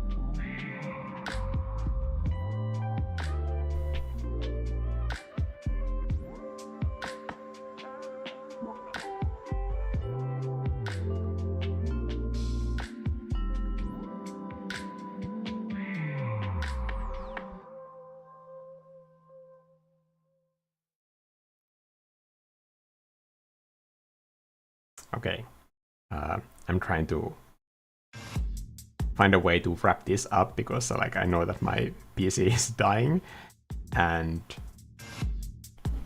my boyfriend just came home, which might cause some barking to be heard soon. Or it might be that Vivi is already too tired to be that excited. It's quite late here. I usually don't even stay up this late. I go to bed like a grandma. But I'm gonna do like one really quick like color editing trick because I think it might work with this.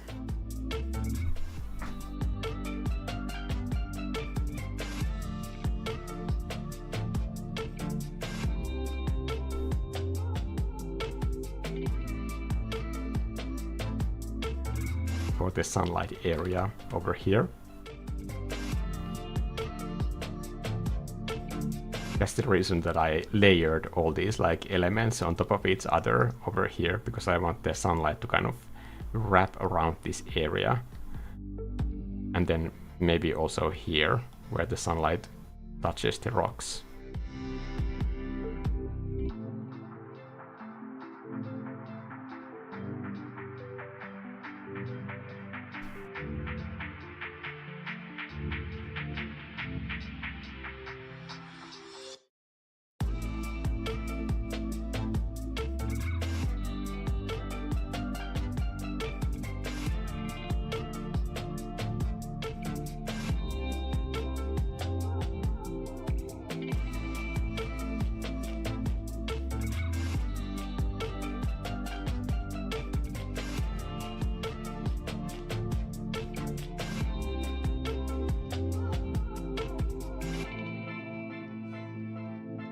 I never get tired of doing this and I'm not gonna apologize for it.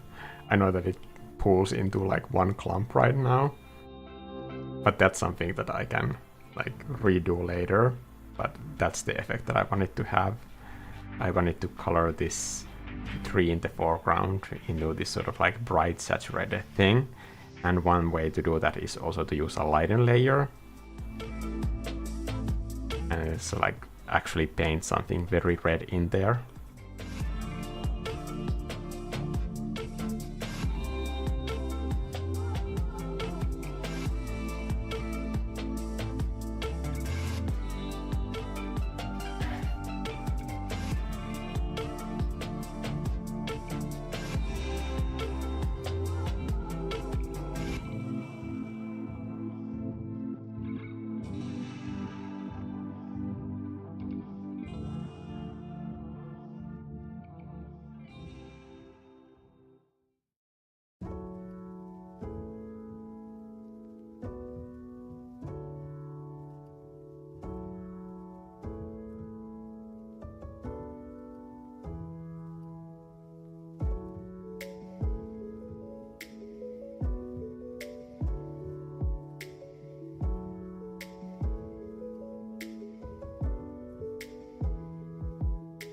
Sort of like very like subtle effects to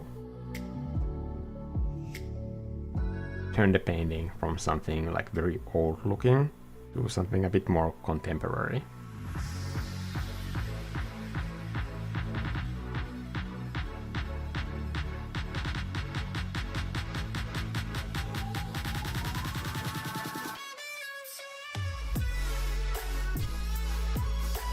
Okay. I really have to stop fiddling with this right now.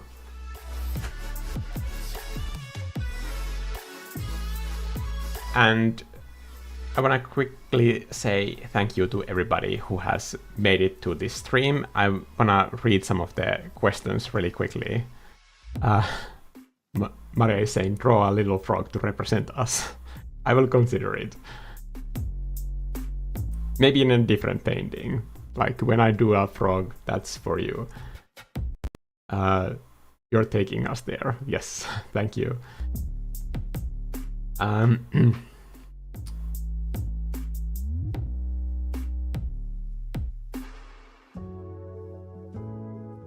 You could possibly leave these live streams in the members section. No, I think I will leave this as public.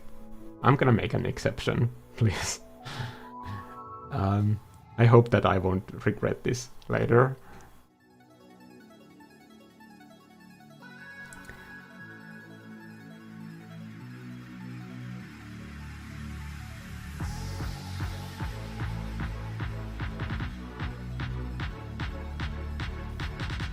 Floating Vivi, yes. Thanks, Vivi, for visiting the live stream, and thank you guys for joining this one. I'm gonna go to bed now, and I'll see you in the next one. might do a proper announcement for the next live stream. Even if I put like the live streams in the membership library, remember that I will never stop doing these free public live streams here as well, because for me it's really important to be able to like produce this free content. That will never stop being like my priority, so I will always keep doing that.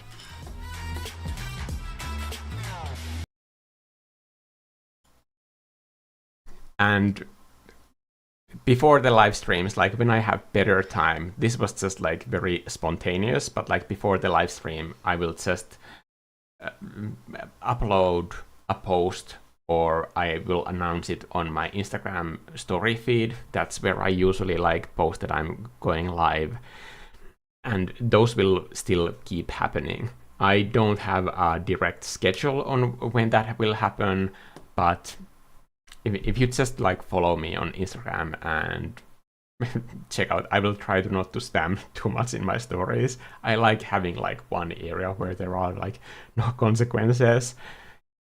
I can also do like threads sometimes for the same reason, to post a link to an upcoming live stream.